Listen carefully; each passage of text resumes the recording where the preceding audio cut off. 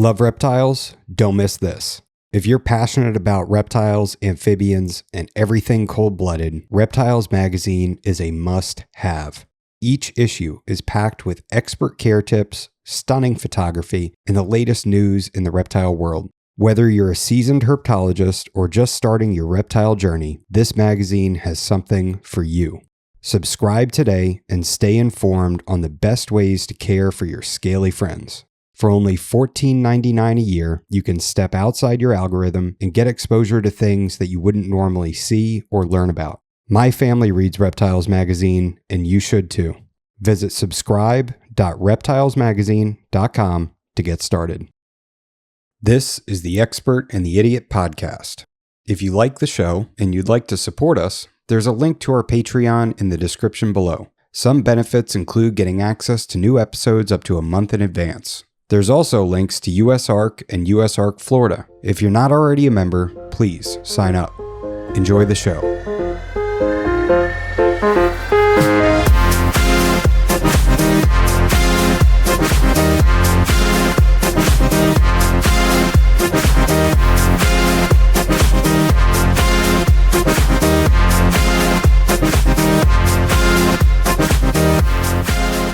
Welcome to episode 56 of The Expert and the Idiot. Today I'm talking to Jason Patterson of Aussie Arboreals. And yeah, man, it's good to get you back on. This is Thanks, man. return of Good to be back. return of Jason. So we've got a lot to talk about today. You're now officially keeping diamonds outdoors, right? Yes, finally. It was all talk last time. It was the plan. It was the vision, the direction, and finally got there now. So that's happening now. It's really good. I love it. Awesome. Yeah, it is. I think so. Now I'm all talk, and I think the last time we talked, I didn't want diamond pythons, and then you made me want diamond pythons. Yeah, we corrected your ways. You were just a little bit misguided and off course, but we've steered you straight now. Yeah, I mean, now I've got two female diamonds. I'm gonna go pick up a male, 4-year-old male that is really nice looking, very yellow, just the way I like them. So yeah, it's from 0 to 3. Yeah, You've gone from not wanting them in a few months. You've gone to I've got a trio now. Well, and what you didn't tell me about is their level of intelligence. I mean, they are really curious, thoughtful snakes, which I did not anticipate. They're not a python that bites first and asks questions later. You know, they kind of come out and they check you out, and you know, they really very inquisitive, even as you know, the two baby females that I have from Brandon Wheeler, who bred them, outdoors, which is even cooler. But I guess what I'll do. So if you're listening on Spotify, it sucks for you because we're going to be doing some images here for this episode. So I would recommend you check this out on YouTube. So here's some pictures. Here's a picture, I should say, of the outdoor enclosure.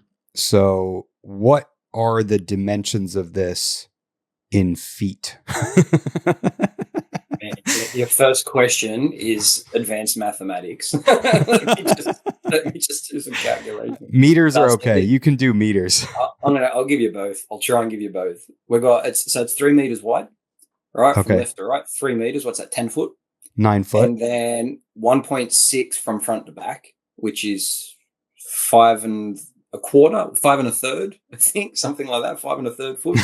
I don't even know how you guys measure it, but let's call it 5.5 by 10. So it's a good size. So this what you're looking at here is actually a chicken coop. So I spent a bit of time doing a bit of homework to try to find the right styling that I wanted. You can actually see in the picture, you can see it's below the fence line for the most part, which is what I wanted as well. Like I wanted that privacy. I didn't want to go something that's, 10 feet high and then the diamond pythons are up near the roof, and the neighbors are peering over. To be honest, my neighbor, not that one, but on the other side, absolute phobia of snakes. So her husband knows I've got snakes, but she does not, because they literally have to move. She's petrified of them. So I'm like, I better keep this just below the fence line, so not to make anyone uncomfortable. But I spent a bit of time looking, because it's very easy to find like a color bond style bird aviary, right? And they're easy to get customized as well. But I didn't really want that heavy industrial look. Like you can see, I've got the color bond fence, I've got a color bond shed. It's like the whole backyard would just look like a bloody steel factory or something if it was just more color bond, right? I wanted something a bit more earthy, so I went with timber. You can see there the timber's white. Again, it just ties in. So my wife actually calls this the eyesore. She was not happy when I built this. But from the ground up, what we're looking at is just timber sleepers. So I made the foundation, put that in, leveled it, obviously put the dirt in, and then built that enclosure. It was, as I said, just a custom, well, not a custom, it was just a straight out of the box chicken coop that I assembled, and didn't really do much customization to it. You can see on the left-hand side, I've got the roofing sheets there. That's just some cheap plexi type sheeting stuff from local hardware. So it's actually kind of like a plastic-based one. So you put that in just so they'd have some shade to get out of the sun if they wanted it? That's it, yeah. Just a bit of a shadow over the end there. What you also can sort of see, it's a bit hard, but over the back fence, well, on the back fence line, I've actually got a curtain on a roller, and it's about a 2 meter curtain. It's very hard to see, but right along the top of right on the fence line. Oh yeah, right, you'll see white there. So on a really stinking hot day, right, I'm talking 40 degrees Celsius. I don't know what that is, but well, like over 100 Fahrenheit, right? But I can actually pull that curtain over the other 2/3 of the enclosure and just create a lot more shade. It's not going to affect the air temperature so much. It's still a hot day, but it just gives them a little bit more shelter, which I wanted to ensure. This photo he was taken like pretty much on completion. You can see there's no hides. Well, they've got the two arboreal or the two hanging hides, but nothing on the floor and no plants. It's now quite planted. I've got, I think, 6 or 7 plants in there, including an aquatic plant. You can see the solar pump, because I've got a little solar pump in the pond there as well. Just creates a bit of water movement and stuff. But so let me ask you something. So the corrugated plastic that you put over the roof, you actually did that yourself? You fit those in? Are those over screen, or are they actually? Did you actually? They're over screen. Okay. No, they're over screen. So they are plastic. Well, they're polymer based. I don't know exactly what kind of plastic, but either way, they're a plastic. The whole sheet's very light. And I just cut them to fit inside, because I wanted it to look like it was meant to be that way. But they're actually just sitting on top of the mesh. The mesh is underneath that. And the funny part, I've literally used zip ties, cable ties to put that on. So there's about 12 cable ties on there. And I've done the front panel, as you can see, the one behind it, but also on the end, right? So you can't see it in the picture, but obviously the peak has the 2 triangle sections. You can see it on the right-hand side, right, where the peak is. I've actually also enclosed it. Oh, there you go. Perfect. Yeah, you can see I've enclosed the end there as well. And it's got the door at each end. Okay. But I think the manufacturer was a bit surprised, because the irony, chicken coop, and they market it as being snake-proof. Like, great. If you can keep them out, you should be able to keep them in. You can keep them in. I sent a picture of them. I sent this picture or one of the pictures to the actual the chicken coop company, and go, oh, look, there's another purpose for these, just FYI. Now, what are those up on? Like 2x6 or 2x8s? They'd be 2x8s. Okay, 2x8s. Roughly. Yeah, so what I did, I just made the frame exactly the same size, or the base frame, the exact same size as the footprint, and pegged it in. So there's a couple of pegs there, a bit hard to see, but there are pegs on the inside, and they're going down about 1.5 feet. So it is quite secured. And then the actual enclosure has probably about 50 or 60 4-inch screws going straight through the frame down into the sleepers. So it's bloody sturdy. And the benefit, the good thing here was that the weekend after, I finished on the weekend, and then the subsequent couple of days was absolutely blowing its ass off. Like, we had a really big storm roll in, Yeah. and it was good because I'm like, great, if it can withstand this, because it's probably the biggest storm we've had this year. I'm like, if the panels can withstand this, it'll hold up, and it did. Right on. So far so good. Like I said, it looks just like that. Plus, obviously, some plants, and I've got a hide in there as well now. And I put my big diamond girl one in there pretty much straight away. After maybe a day or so, once I was confident, I was a bit nervous. I'm like, oh god, I don't want you to escape. Now, let me ask you, how much did this chicken coop cost you in Australian bucks? Australian bucks. I think I paid like five. I want to say. I want to say about $500 delivered. Damn. Yeah, it's actually really affordable. Again, like if I was to look at, bird aviaries, they're a lot more expensive. Yeah. Or for the equivalent size, like this is a decent size. The height as well at the peak is again about 5.5 feet at the. No, it must be more than that. I'm sorry. What would it be? No, it'd be close to 5.5 feet. I think at the peak there, maybe 6 feet, right at the peak. Okay. And then on the sides, it was sitting. I think it's about 1.4 meters. So what's that? Just shy of 5 feet on the sides. Mhm. But again, because I've got it on the 8-inch sleepers, right, it kind of gives the whole thing a little bit more height. So it was good. I was worried it was going to be a bit too short, and I'm going to get in there and bang my head every time I try to stand up. But it's actually it worked out really well in Yeah, it terms of the looks height. great. Now, Back to walk pricing. me through these hanging hides. What are they? Is it two planters? So for anybody that is just listening, it seems from what I'm looking at, like they're wire hanging planters with coconut fiber liner in it, right? And so I'm That's assuming it. you took two of those and zip tied them together and then made a hole for them to crawl into. Yep, absolutely. That's it. That's all it is, and Right just on. hanging. So I've got two in there. I've got one in there at the moment. The one on the left just fell to pieces. Right, the bigger, I don't know why, but maybe it was just the size of it. But the cocoa just kept collapsing. Didn't matter what it did. I threw that Mm, one in the bin. I'll probably put another one in the same as the slightly smaller one. And when I say smaller, I still think that one's about 12 inches. So it's about 30 centimeters roughly, give or take. okay. So it's still sufficient. Like the big diamond, the adult girl, she can get in there and be very comfortable. Yeah. I think I wanted to have one. Obviously, you can see one's under the panel, so it's a little bit shaded, and the other one's out in the full sun. Gives her a bit of the option. Like I said, the one on the left, the one that was in the shade's now been removed. But I'm probably, when I get back to the hardware, I don't see the urgency, but I'll probably put another one in at the same size. Seemed to go well. I'm also thinking, like I say, unfortunately, you can see on my Instagram account, you'll see I think there's pictures up on my Instagram account with the plants in there. But I'm going to, I'm actually thinking of also hanging a few fern plants as well. So hanging pots, like I want it to feel a bit more densely planted. The ground cover is good, but that ground cover, what I've gone for with the plants is a lot of grass type Mhm. plants. And I think there's about four, maybe, I think there's like four grass plants. And then there's like a slightly larger, like a native bottle brush type plant, which is actually going to grow quite large. Obviously, I'll keep these things trimmed back so it doesn't get too out of control. But there's no vertical plants, you know what I mean? Nothing up high. So I'm thinking maybe a few vines or a few fern type plants, which are pretty common around the area. Yeah, So that's what I have. So I did the two of the Repti Breeze enclosures from ZoomEd, and those are for chameleons. So they're 2 foot by 2 foot, but they're 4 foot tall. And mhm. so I don't know what that calculates to in meters, but 1.2. okay, boy, look at you go, Jason. So they so I put in some bottle brush in there. So Mhm, I'm trying mhm. to stay with the The Australian native native. stuff.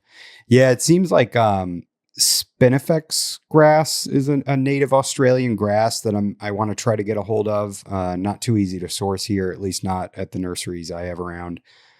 Yeah, Um, but yeah, so and then this is the girl that is in there right now, right? that's right. That's Doris. She's bigger than that now, but that's what she looks like. She's a really nice looking one. I showed her in the last podcast. I actually took her out and showed you, but she was produced by Brian Hinton from Brian's Reptiles. He's not too far from me. Okay. I I think he produces some of the best diamonds in the world, to be honest, because I know I sound biased, but to me, that's what she looks like. Absolutely, like the pinnacle of that perfect rosetted pattern. Not much striping down the side. There are this nice small rosettes, good clean color. The rosettes don't touch. Yeah. And I'm in discussions with Brian right now, and I've got to, hopefully maybe even this coming weekend, which would be I don't even know what the date is, but towards, I don't know when this will be released, but mid to late March, I'll get a male that's on par with her. So I'm going to be really happy with that pair. But Nice. How old is eventually he? I'll have. It's 3. He's 3. So Nice. in theory, could get a clutch out. Like I said, she's bigger than this photo now. She's a good. She's at least 6 foot, but nice and lean. Like, I really haven't fed her much because I didn't have a male up to size, so I didn't really anticipate getting the male yet. I was hopeful, but now I'm more hopeful. I've got another male here as well, but they're a bit younger. I'll grab him out. Just bear with me. I'll start grabbing some stuff out for us. Yeah, while you get her, I'll just talk about this female and what she looks like. She's got that kind of fishnet pattern over her entire body with nice big rosettes that are very clean. It's basically everything that I'm looking for in a diamond. And that's what's so cool about diamonds is you get the really dark ones too. Here, there we go. Yeah. So that's my younger boy. He's about 2. He would go out there. He might still go. I'm not sure how the colors, but you can see the pattern. But pattern wise, you can see there's nice clean rosettes. Yeah. Even down the side, they're not like elongated long stripes or anything like that. That's just my jam. That's my favorite. That's how I like them. Is this a male or a female? Male. This is a male. Okay. So he's 2. Again, not pushed too hard. Just a good size for a 2-year-old, in my opinion. That's a big ass 2-year-old. Oh, you reckon? Yeah. Bit on the small side. But that's another boy. So I'm gonna have basically said I'm looking to get, I don't know, I didn't want 4 out there, to be honest, but it's looking that way at the moment. So what this guy, in the one cage, 2 males and 2 females? Yeah. Wow. Okay. They'll be absolutely fine out there.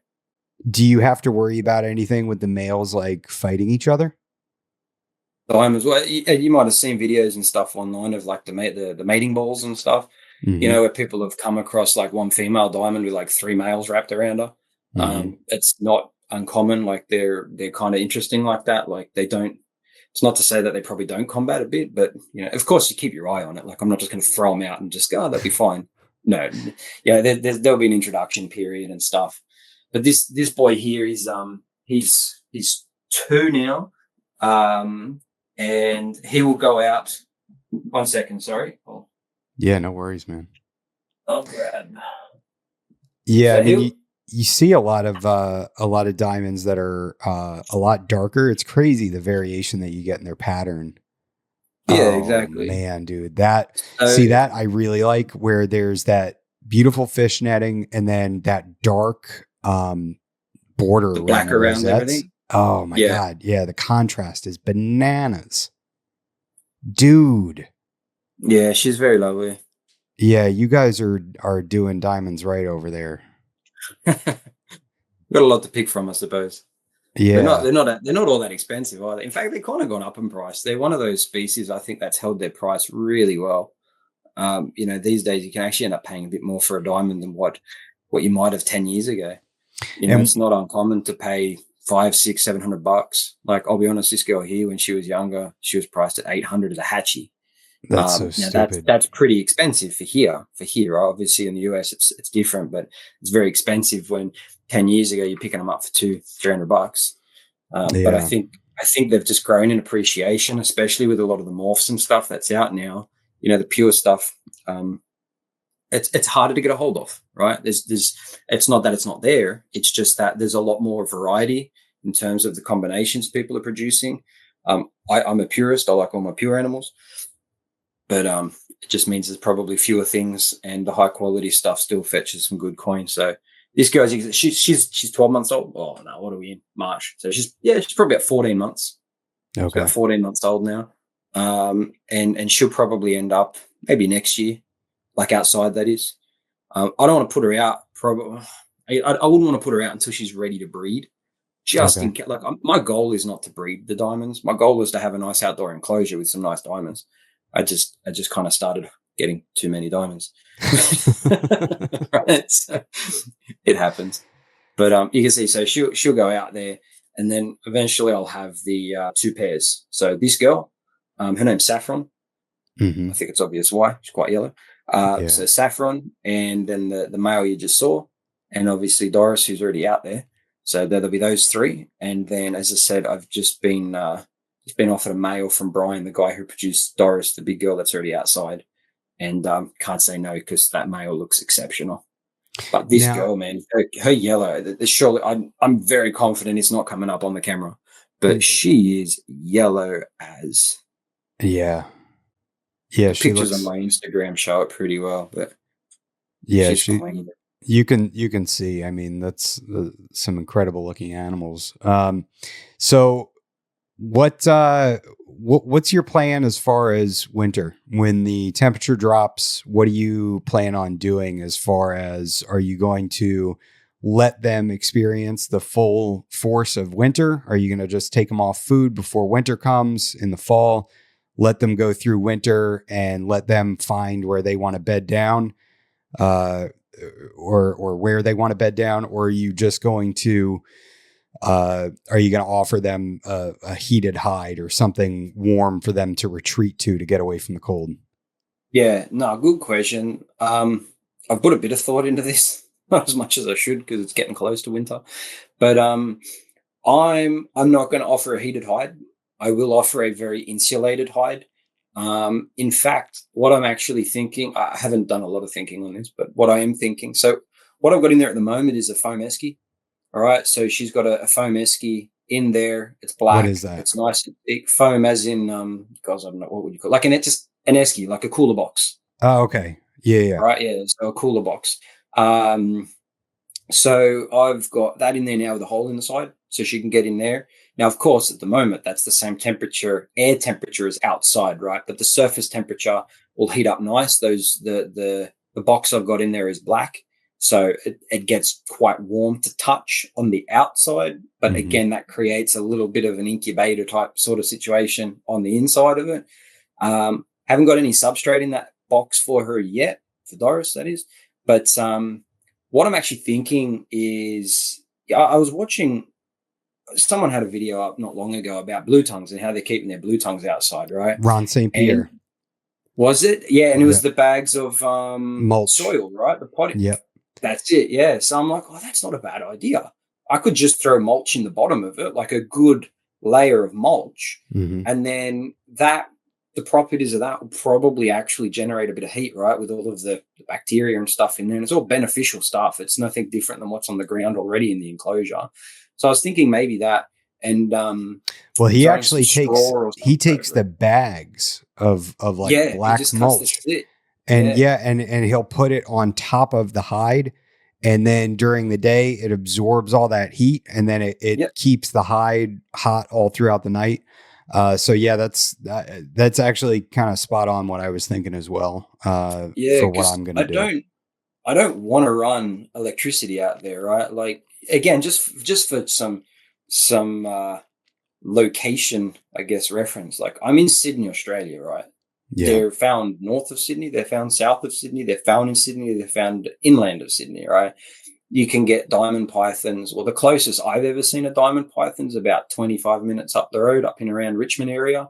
And, you're talking an area that gets, in the coldest parts of the month, you will definitely get frost on the ground, right? You're talking -3 degrees Celsius. So that must be, God, your Fahrenheit's weird, but I think we're talking like minus, I don't know, what are we talking? What's uh, freezing?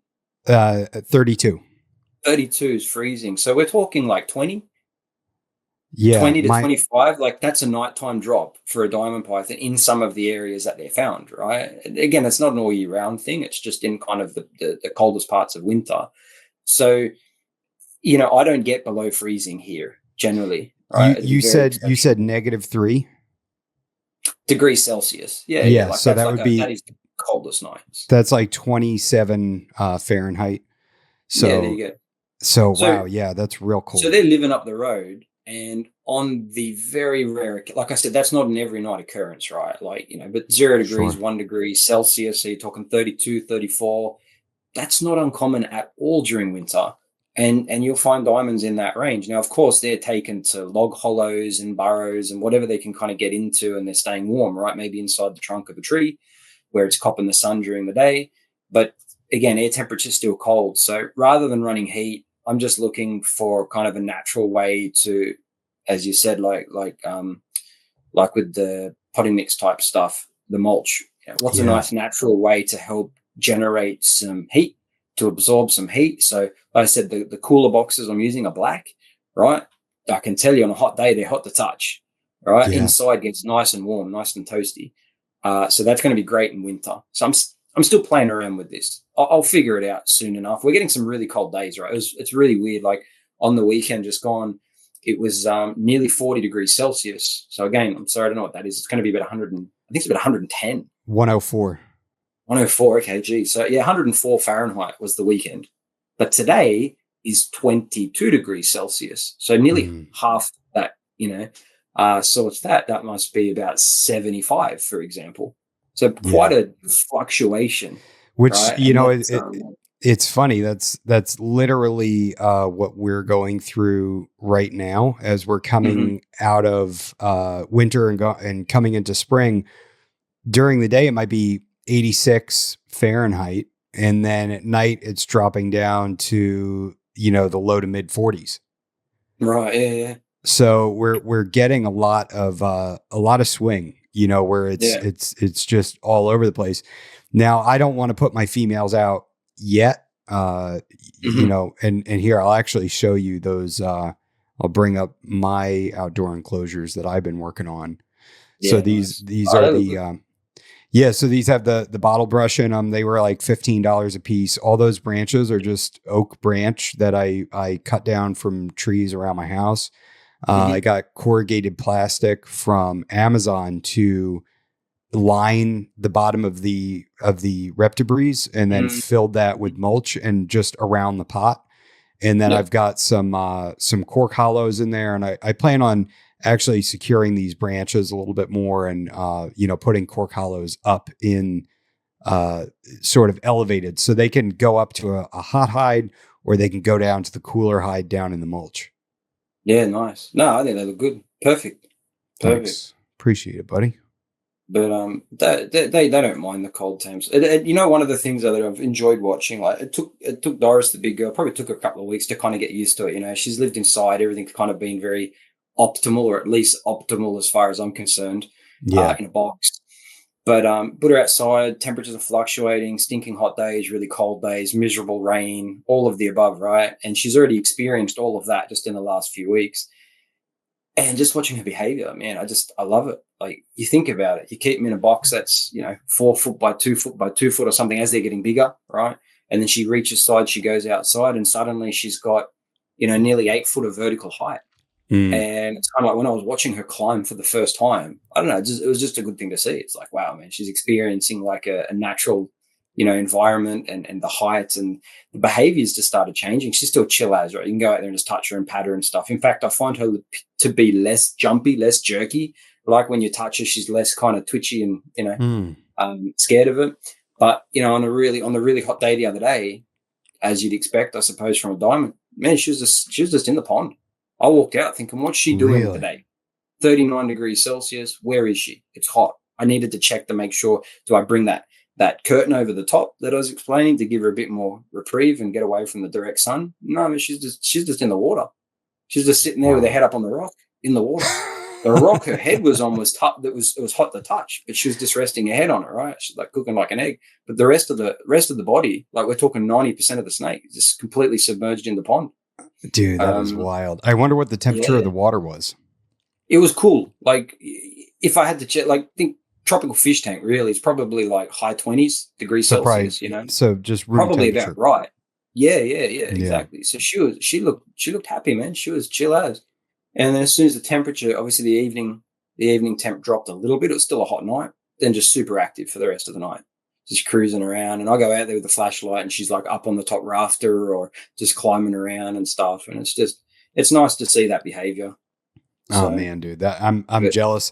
And that's, what you said about, her kind of living in these ideal conditions where essentially it'd be like raising a human in an office building, right? Where it's like, this is it.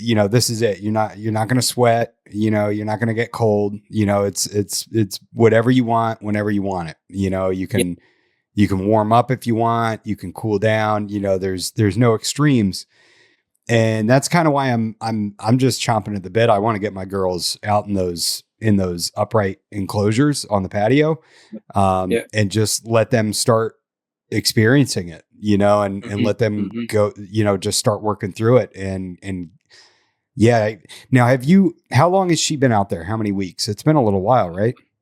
Yeah, I'd have to look. It's probably been about 3 or 4 weeks, probably closer to 4. Have you noticed a change in her color or the feel of her scales or anything? It's funny you say that. I was only looking at her the other day thinking, is her color changing a little bit? But I think realistically, she's probably just coming up to a shed or something. But okay. I can't say I've noticed anything. I've only fed her once out there so far, but there was no hesitations from her. So she's doing good. I'm going to have to get some food into her though, like a little bit more. Honestly, I feed her maybe once a month. I've never really pushed her with a lot of food because there's no rush. Like you saw the male that I just had out, right? He was the only male I've got. He's small or smaller. But now if I do get this other male, in the coming weeks, obviously he'll go into quarantine and stuff, but I'll be conditioning him to go out, in a few months. But I need to kind of get a bit more condition on her now that, she's out there and winter's approaching, get the condition. Cause I do hibernate. I cycle all my snakes. I think it's pretty common here.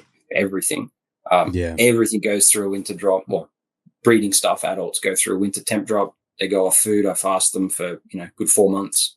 It's just the standard. It's just the standard. It's just honestly so I'll be honest, hearing, like green tree breeders and stuff in the US, the ball python breeders and stuff, they just look for certain visual cues and behaviors to start pairing. I don't know of anyone doing that here. Like every breeder I know, wouldn't matter what they're breeding, everything gets cycled. I think it's just the way that Aussies have been doing it forever, and we've just maintained it. So, I'm getting everything ready for a winter drop, and that's when the work drops off because you don't have to feed everything. No food, no poo, no cleaning. Right? Like it just becomes a lot easier. Well, that's got to be cool too about keeping her outside, is that if she drops a stool, you don't have to worry about it, right? It's just fertilizer. It's going to go into the mulch. Now, obviously, if it's a big one, I thought that, but big. So she proved you wrong. Yeah, she did it in the pond of all places. Oh, come on! Straight in the pond. Like, why does that water look putrid? That's why. Now, do you have a filter on that, or is it just a fountain that?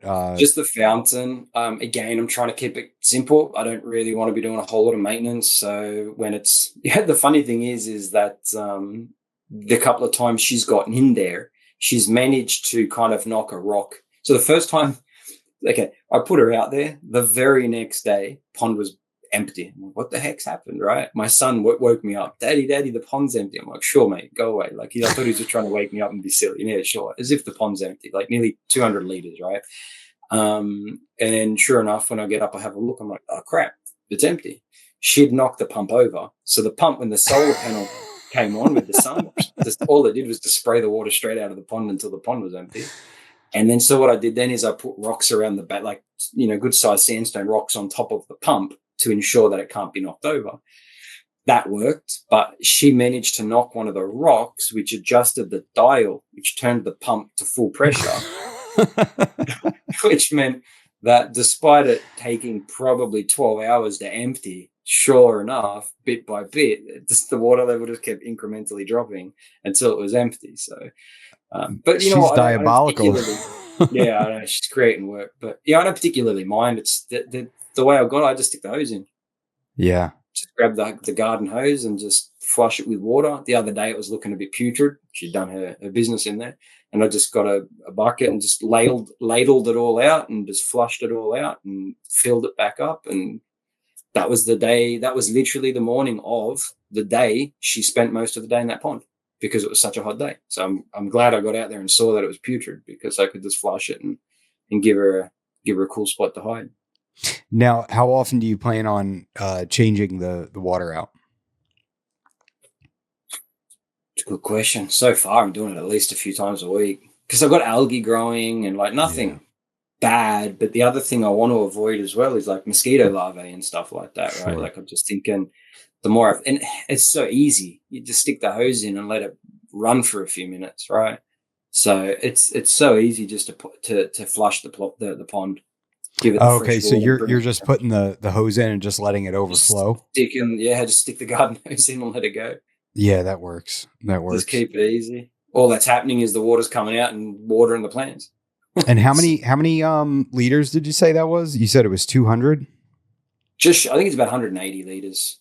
180 liters to gallons. Like 50 gallons or something. Okay, 50 gallons. Yeah, so that's not that crazy. That's not that unmanageable. No, I actually, what I was thinking of doing originally was creating like a creek bed. So getting a pond liner and digging like a twisty trench, right? And then lining that, and then stepping it down with a bit of rocks and basically just put the pump at one end, right? And then instead of a fountain, I just get a hose and feed it all the way back up the other end. So you kind of get like a creek that's flowing. I thought about that and I just couldn't be bothered with the extra work. I'm like, this is easier. It's easier to maintain. It looks fine. It's, look, there's a million ways you could do it, right? A million ways you could set up the enclosure. So I just tried to make it look presentable. There's a couple of shelves in there as well I'm sure I'll add more things, more hides. Spoken to a couple of guys that make nice rock backgrounds and rock enclosures and stuff like that. Mm-hmm. And I'm like, can you make me some really nice sandstone looking hides that I can pop outside? So rather than have a big black foam cooler box, I can just have, what looks like big boulders, but they're in fact hides. Been looking at some options with that, talking to a couple of guys. I'll see how that eventuates because, one of the things I don't want is on a heavy downpour, I don't want the snake sitting in water. I don't want it sitting on just damn bark all the time. All right. So I kind of want something that's a little bit elevated and it's going to be dry inside the box. But, we'll see. It's a work in progress. I'm sure I'll tweak and modify it. And, I've got a couple of hides in there now, but there's only one snake. So I'm already seeing her preference in where she likes to hide. But, if I'm going to have 4 diamond pythons out there, eventually I'm going to have a lot more options for them. So arboreal hides, stacked hides. I've got shelves. I'm going to have some stuff in there. I've got to think about it a bit more. Well, and you have a ton of branches in there. Let me bring it back up. So all these branches, did you just harvest those and then just used a post hole digger and sink those into the ground? How far into the ground are they? So what I did, there was a big storm, as I said, right? So I built the enclosure that same weekend. Crazy winds and storms, trees falling over everywhere around the area. So I just went out with the boys with a handsaw and found a couple of fallen trees in the park, and I just started chopping off the branches and stuff. So that's all screwed together. So I've got 4 vertical or upright type, wire branches and stuff in there, and they're only sticking in the ground maybe 6 to 8 inches at most, not much. I just used a pick, just dug a hole, stuck it in, put the dirt back, and compacted it with my feet.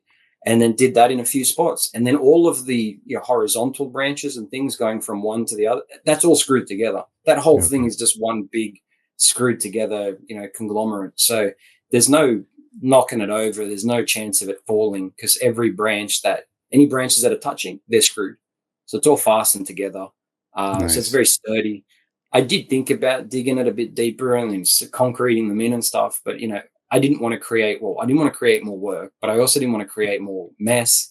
And should I, for whatever reason, move the enclosure, change the enclosure, I want to change things. I don't want a couple of big lumps of concrete in the ground that I've got to dig out. Yeah, and let me tell you what, concreting wood into the ground, it's gonna be a rotted mess down in that within probably 3 or 4 years. If I mean, that's how it is here in Florida. You know, it's like it rots out down at the ground. So you're better off just keeping it kind of somewhat temporary. So when it's time to change it out, it's just easier to do. Because keep in mind, right, the whole thing's timber. And it's meant to be durable. It's meant to last. It's meant to be fine. Maybe it will be. I'm hopeful because obviously I put a lot of effort into it. Yeah. But if this thing turns to shit and it goes all rotted and rubbish, you know, I wanted to be able to just quickly take off the enclosure, keeping the frame where it is on the floor, and then just put something else back on top. Maybe a new one of these, or just go down and get a ColourBond one knocked up and to the right size. But, you know, I wanted to keep it, you know, simple as much as reasonably possible. But, dude, I'm happy it came out perfect. You know, it's something else that that Ron St. Pierre does is he gets lattice, you know, like plastic lattice from the hardware store, and he puts that over the top to simulate shade, you know, so it kind of breaks up the sunlight. So I plan on doing that probably across the entire top. That way it's always like this sort of broken up sunlight coming through, you know, as if they're under a canopy. Yeah, like a dappled effect. That's actually not a bad idea. I could actually, now you say, I could actually make a couple of pieces that fit perfectly on the other 2/3 that aren't covered. Yeah. Like have them cut. I could even paint them white if I want to keep it. Just cut the lettuce, spray them white, and then on those hot days instead of the curtain, because the curtain does the same thing, right? It's just a shade cloth. Sure. A little bit of effort there, obviously, to unwind it and put it over. And that's what you can see, the two anchor points on the front, the top rail on the enclosure there at front. You get two little off-white, creamy colored anchor points. That's where the actual curtain clicks into. But yeah, you could just put a piece of The crazy thing is the most like crazy part about all this is that giant enclosure that's probably, let's say, like 9 feet wide and, you know, 5 or 6 feet deep and tall enough for you to walk into. The whole thing probably costs what, $1,000? Not even, because it's a prefab pond, mulch, rocks, trees that you got for free, $500 chicken coop, you know, and then some pressure treated lumber on the ground.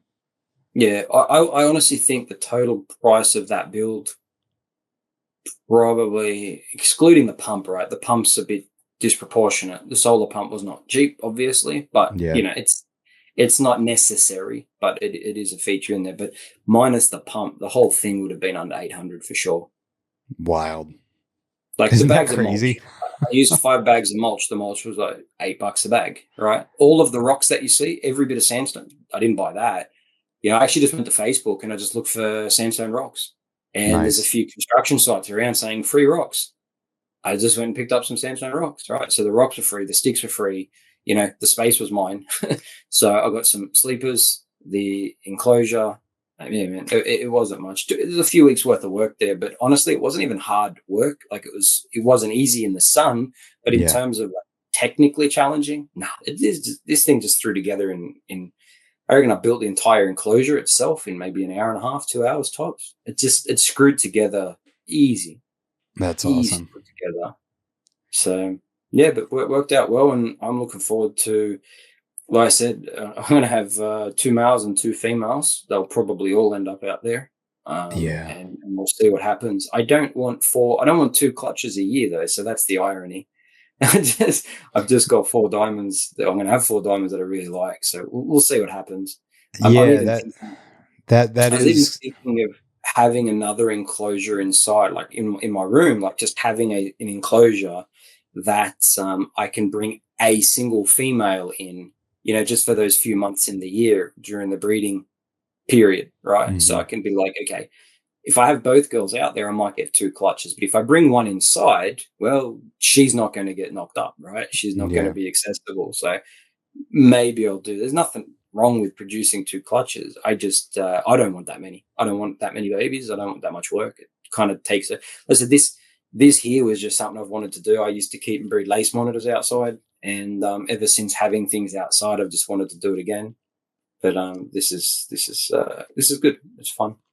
Yeah, it's damn, man, it's a dream. I mean, you're giving the snakes exactly what they want. They're getting everything that they need. They're getting the natural sun. They're getting the heat. They're getting everything that, I mean, especially for you, right? You got diamonds pretty close to your house, Yeah, exactly. We're in the surrounded wild. technically. Yeah. Now, what about disease and mites? Are you worried about any animals that are roaming around, spreading anything to them, whether it be roundworms or mites or Not really. Look, generally not really. Right now, should I be? Maybe, but the reality is they're outside living a very natural lifestyle.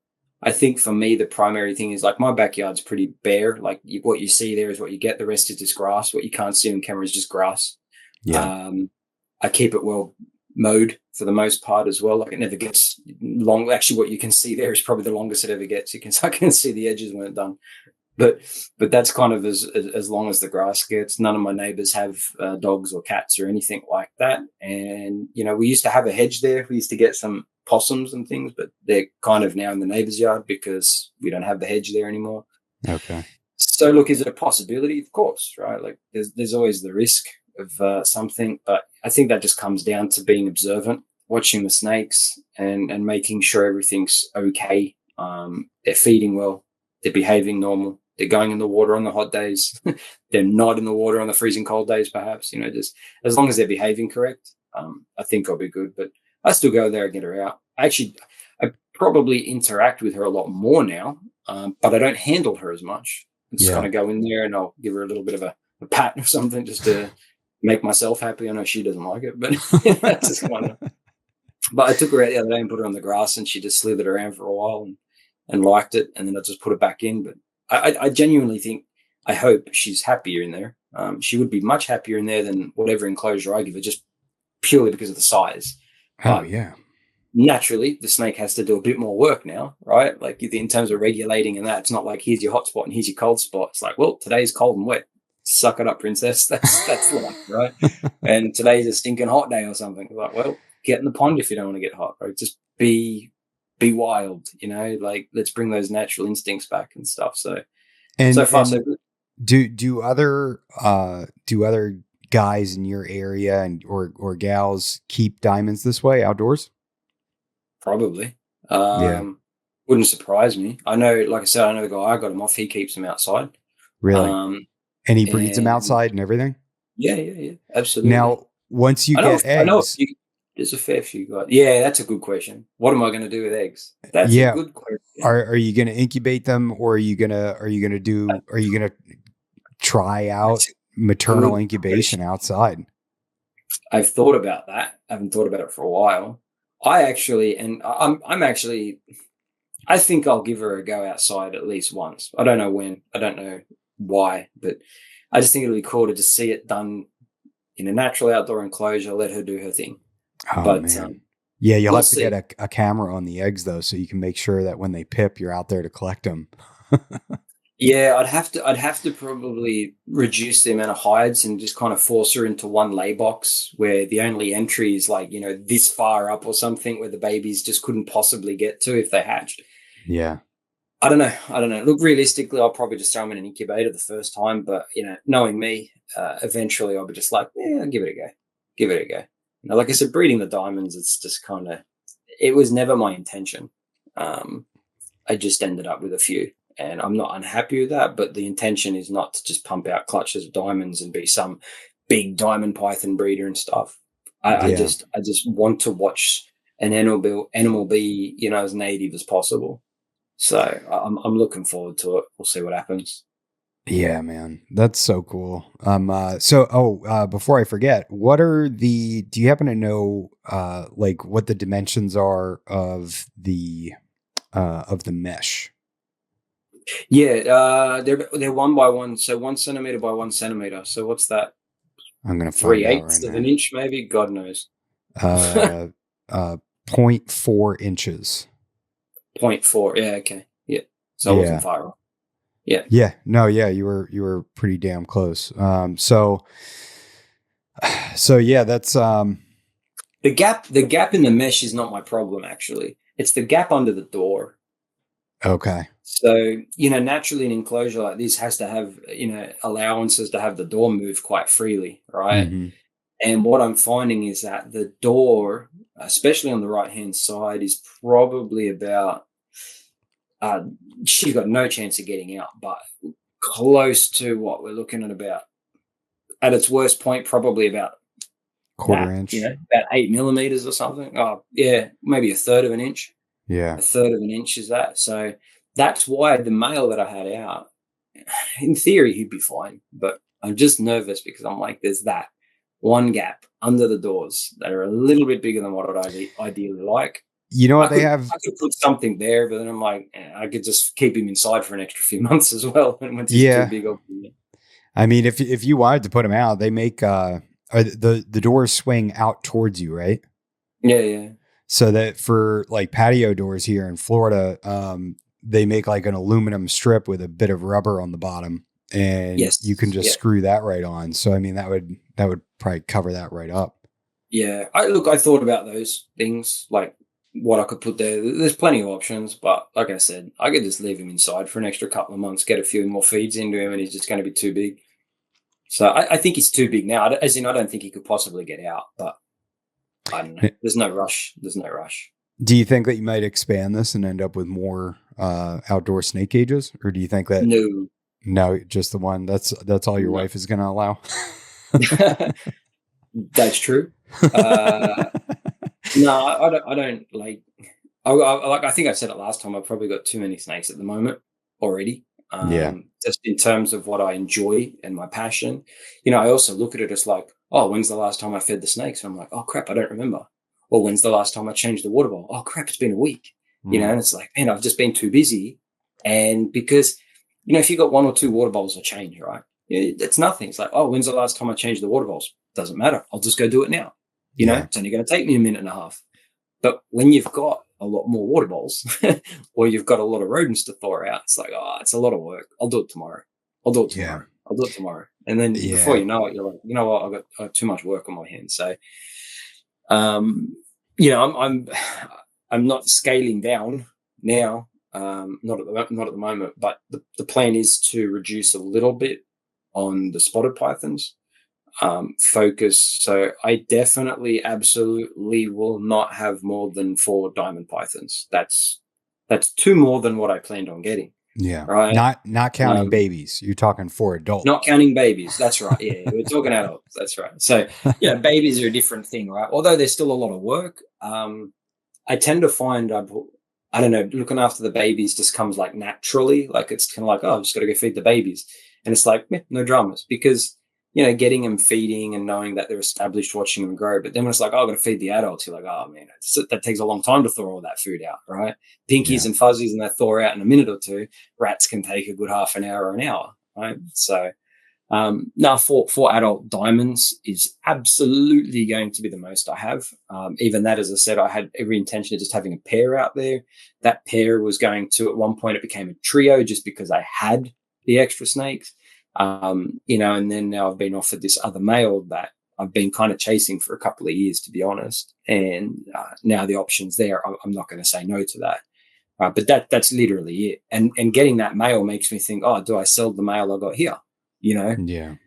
But realistically, I'll leave it as it is. 4 diamonds. The diamonds are not really my issue because they're outside, right? It's one big enclosure. That's it, right? It's more the inside stuff that requires, the extra work, the extra effort, the space. So I've got quite a few tubs here. I've got 20 tubs. They're not awful, but I've got nearly a dozen spotted pythons. That's Wow. too many for me at the moment. And I'll definitely cut back. At the end of this year, I think I'll probably end up with 4 spotted pythons. I'll give everything one more breeding season. I'll give it a crack, and then I'll kind of reduce the numbers and just focus on what I'm passionate about, not necessarily what the industry wants.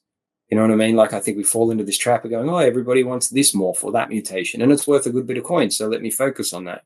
Yeah. But then it becomes a bit of a job, right? It becomes a bit of a chore because my priorities are then kind of getting refined to let's work on things that are worth something, or let's focus on the animals that are worth something to other people, right?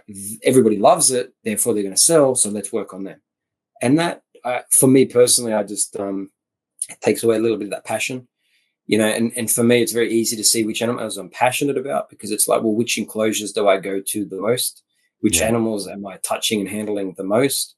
And I can tell you, out of everything I've got a lot of spotted pythons. The ones I handle the most are just the standard wild type Cape York Max. I've got albinos, I've got leopards, I've got some pretty cool looking spotted pythons, but my absolute, I can see him going absolute mental. I'm going to grab him out. I'll show you, like this guy here. Boy, now that you said Cape York, it makes me want to get some Cape York spotted pythons. Makes you want to go on a holiday. These guys are young, but it's a pure Cooktown locality. What they call blonde spotted python. I showed him in the last one, actually. He's just obviously grown a little bit since then. Yeah, but like that's kind of like my favorite. He's not in any way spectacular. I've had better, I've produced better, but the reason why I've got him and his another one that looks very similar to him. You need to shut your mouth. That's a beautiful snake. Look at those spots and the contrast. Oh man, just like the ones I used to produce, the blotches were entirely just like a burnt orange copper color. Like there was no dark patches on them. They look just insane. But I did talk about this on the last podcast, right? These guys were produced by a guy called Bob Withy. Bob Withy collected these himself, like the original founders, back up in a suburb called Cooktown, up in the Cape York region of Queensland. And he collected them back in the 80s, way before licensing and stuff in Australia. But this line originates from those original founders. He produced this, and it would have been some distant cousin related animal. That was my very first snake, like 25 years ago or something. And I bought a blonde spotted python from a different person, but they were from Bob Withy's line. And Bob Withy's now got out of the hobby for the most part. Like he's still around, he's still keeping things, but reducing back.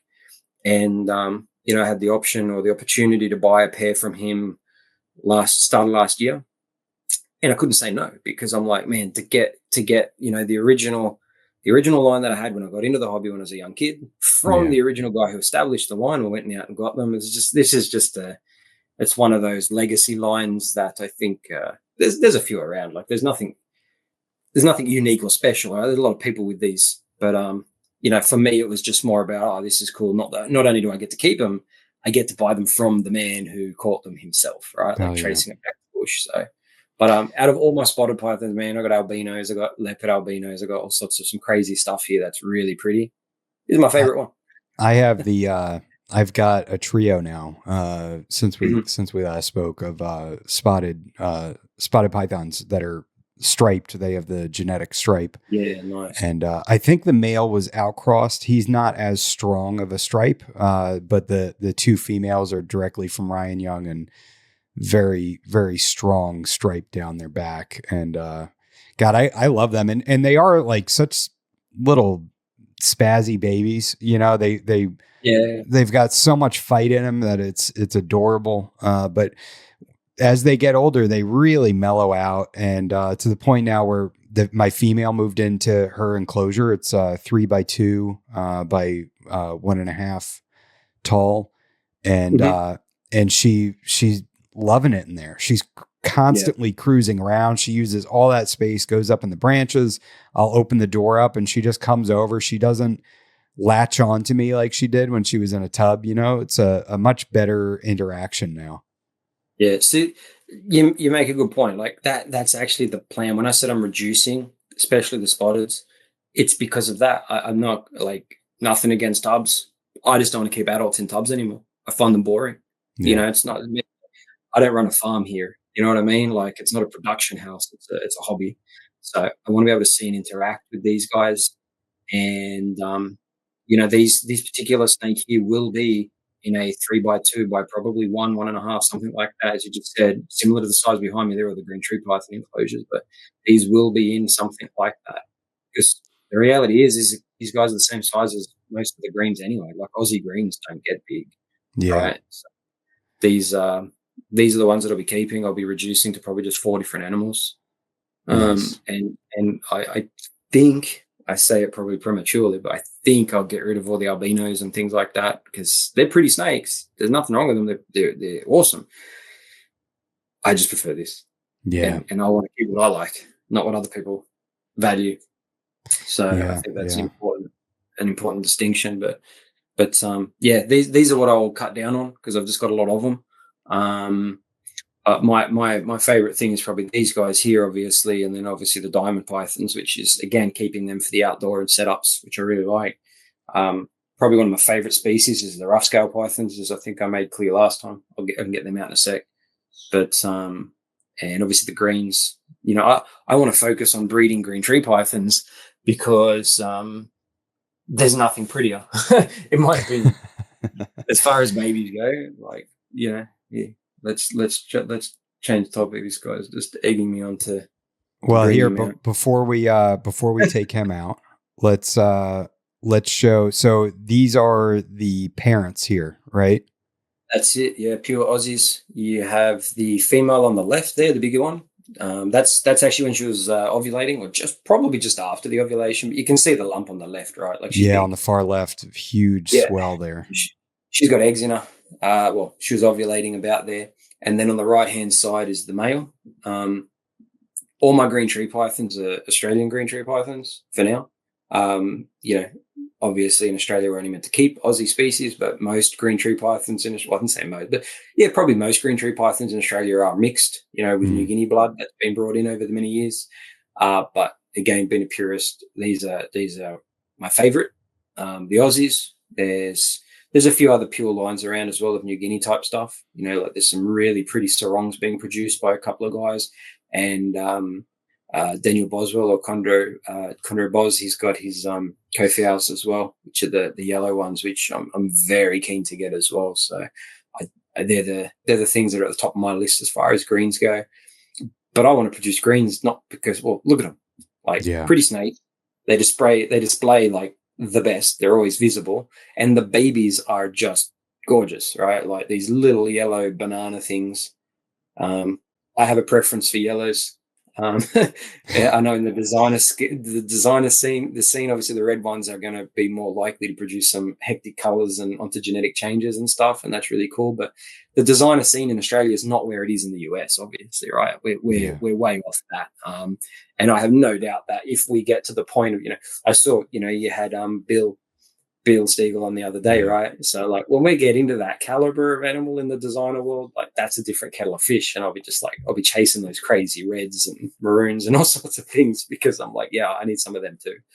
For now, while I can hit the pure stuff, I'll be chasing the Aussies, sarongs, Kofiaus, things like that. They all just happen to be yellows. They just happen to be yellows, right? So Lisa Farina, I can get her out if you want. If you bear with me, I'll grab the mother out. Yeah, she's just here. Yeah, let me I'll take this down after you bring her over. I'll put up the picture of her on eggs because that's a pretty cool picture. Actually, you know what? I can bring that up now. Here she is on eggs in sphagnum moss. And she maternally incubated, correct? That's right. First time breeding greens, first time maternal incubation. I might as well try all at once. Yeah. There she is. So oh man, she's beautiful. Now is she pretty laid back? They are, but when I first get them out, they can be a little bit kind of jumpy and nervy because look, I don't hold them much, to be totally honest. I don't have to. This is my office, right? That's what I see all day, every day. Yeah. This is where I work. So I don't tend to get them out and mess with them all that much because I don't need to, right? I can see them; they're always pretty and on display. But that is right next to my head. That I do that for size reference. Oh, look at her go. But it's a good size reference. I've had a lot of people who, when they see them for the first time, they're like, oh my God, they're small, right? So they think these things are just ginormous, right? But she's actually pretty chill. She's probably just kind of like, why are you just swinging me around? Right. So she usually just comes out and just goes straight on my arms or something like that. But you can see she's a beautiful snake.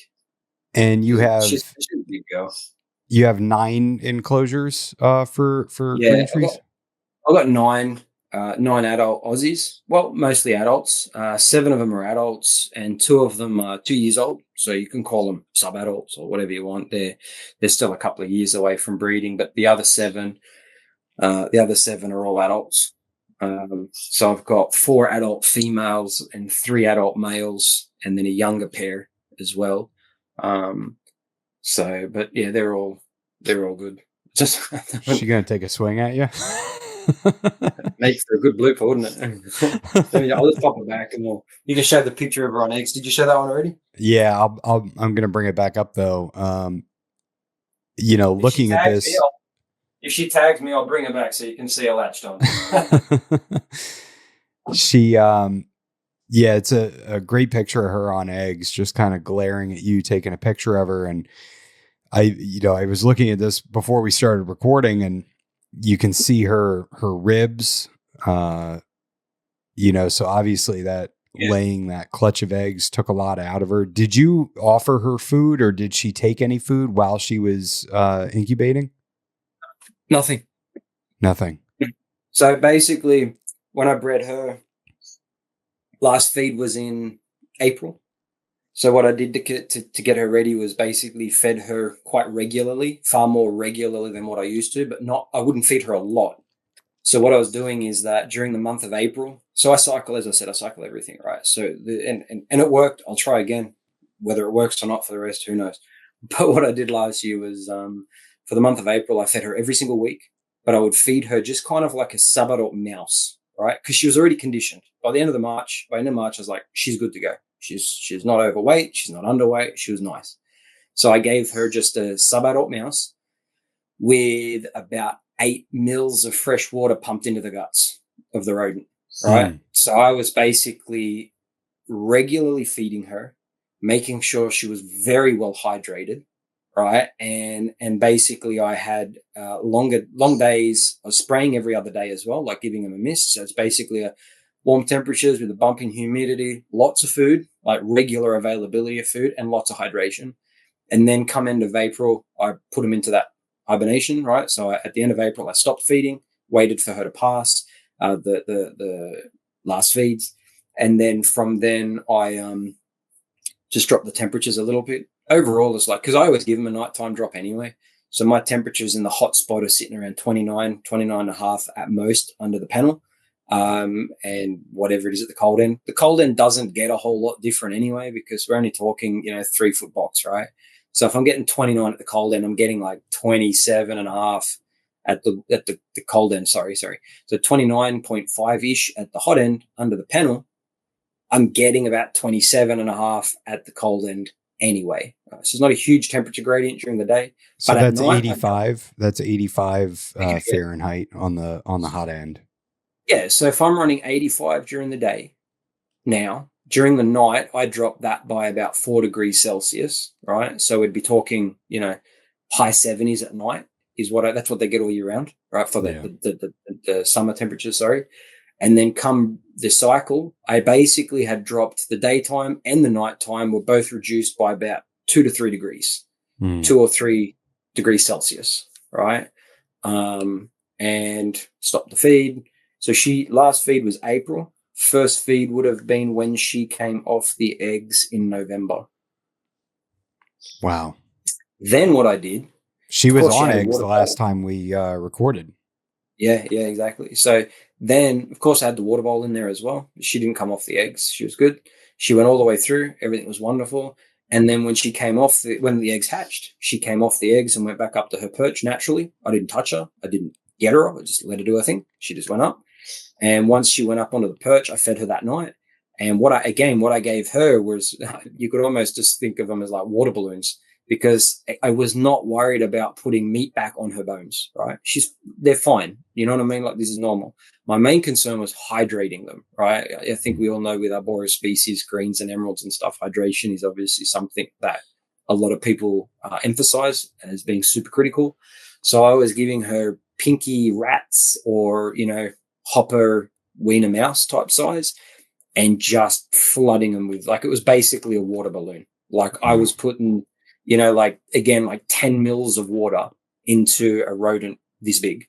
And how were He you was just doing that bloated. with like a syringe and a with An like a ink syringe, an old ink syringe, well, not old, but an ink syringe. You get them off Amazon and stuff, right? It just looks like a syringe, but they're used to fill ink into ink cartridges for printers, uh, right? So the ball width on the end of it's like 2 millimeters or something, right? So it's not a sharp needle at all, but it's like a 10 mil syringe or a 15 mil syringe with a long, steel bit, and the end of the steel is a good couple of millimeters wide. So I just put it straight down the mouth of the rodent into the abdomen, all right, and I just push the water into that. And I gave her a feed so I gave her, I think, probably a feed every 3 to 4 days. Again, tiny, right? We're talking small rodent, not enough to make her bulge or, not going to be some big poo or something that's going to block her up. In fact, over the first 2 weeks, I think I gave her 4 feeds, and the combined mass of those 4 little rodents would probably be like a standard rodent size, right? But she took down 20 mils of water, or more than 20 mils of water by doing that. So like she was very well hydrated. Once she was after that, then I just went back to feeding her normally. So my main concern for that period of time, like going that period of time without food, I don't think it's that big a deal, right? Snakes, they hibernate. It's not a big deal in that regard. I just wanted to make sure she was well hydrated. He said the water bowl was always available. Humidity was monitored. Everything seemed good, but what's wrong with giving them a bit of extra water, right? So yeah. it's I see it amongst the green tree keepers in Australia, or even some of the guys keeping Anthrasia, injecting water and stuff into rodents. I wouldn't say it's becoming more prevalent, and I know some people are against it. I've had people tell me, "Oh, if you're keeping them right, you don't need to do that." It's like, sure, if you're eating a good balanced diet, you also don't need to take multivitamin tablets, correct? Right? But we do anyway. Why? Because it's good. It's a good Yeah. supplement. It ensures that you're getting your vitamins and your daily intake, right? I can ensure and guarantee my snakes are well hydrated, right? Absolutely, without any doubt. All of my green tree pythons. So injecting water into my food is what I do all the time anyway. Always with the greens, even for the hatchies. I put 0.5 of a mil using a insulin syringe, 0.5 of a mil of water into every pinky and little Really? fuzzy. Yeah, everything gets hydrated. And I found as soon as I started doing that, the babies, man, they were just totally different babies. So you can keep them over water and you can spray them every day. That's great. And it's all very, very beneficial. I would never challenge or disagree per se with the different methodologies, because as we know, right, what I do, what you do, what others do, it can be different, but it all works successfully for us. But I noticed the babies were just very different. Right? So I had them all eating pinks, but then, and they're okay. But then the next feed, when I put the 0.5 mil of water in there, I'm like, man, these things are different. It's hard to explain, right? But a couple other guys I know, they do it, and they're just like, oh man, big difference once you start putting liquid in those things. And sure, some people are like, oh, I thaw out the rodent in hot water and I don't dry it. That'll ensure more hydration. Sure. If you wring out that rodent and get all that liquid off, how many mils of water are you giving them though? All right. Yeah. Because I'm putting, for my adults, they're getting at least, for the adult greens, they get at least 6 to 8 mils of water in every food item. Wow. That's a lot of extra work. You know what? It takes 20 seconds. Like, it's super easy, right? I thaw them all out. I get all the rodents out. I just draw up from the bucket of water and straight down the throat of the rat and give it to the snake. Dripping wet. So the rodent is still wet, like those who say, oh, I keep it wet and that helps hydration. Absolutely.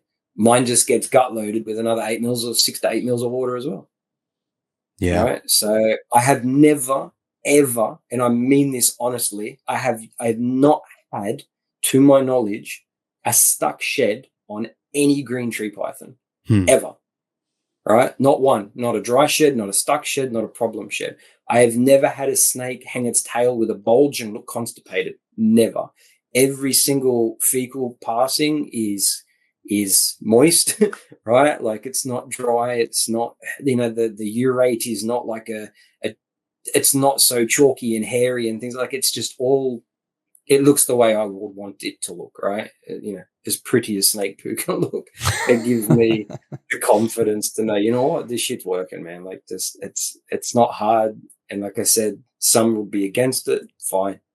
I don't really care. It works for me. And I know that the people who I listened to when I started keeping, And some of the guys here keeping them, they're like, they live and breathe that. They're like, no, that's just put water in the rodent. Why not? If you're worried this species needs to be hydrated, hydrate the damn thing. Right? Some are like, oh, just spray it more and they'll drink off the coils. I haven't seen any of mine drink off their coils. I've had a few babies do it, but not the adults. Sure, they might do it, but I don't sit there and see them do it. But again, if they're drinking the liquid, the droplets out of their coils, what, they get a mil? I don't know, a mil or two of water, whatever. All my snakes have a big water bowl as well. In fact, I've got a box next to me of some nice arboreal water bowls. You guys have tons of options there overseas, but guy down in Melbourne, he's now making them. So I just bought a bunch of them. So they'll just get screwed onto the side with like a deli cup water bowl type thing, or it's more of a yogurt container. But so they're all going to get that as well. So plenty of water available to them, but I still inject. Nice. I still pump those rodents full. And do you notice them hanging out like right under their radiant heat panel, or are they kind of all over the place? Never. In fact, for a while, I was like, oh, maybe my panels are too hot or too whatever, right? But they tend to all of them here. You can see here, right? There's a good example. Where's my hand? It's all fucking out. There's a male. There's the heat panel. Yeah. All right. That branch there, probably about 29.5, which is what, 85 Fahrenheit. Down here is probably about 80 Fahrenheit. Okay. All right. So every single enclosure has a heat panel. Every single enclosure has its own thermostat as well. So everything is individually controlled because, as you know, the top ones get hotter than the middle ones, which get hotter than the lower ones. Sure. Right? So all of them are on a thermostat.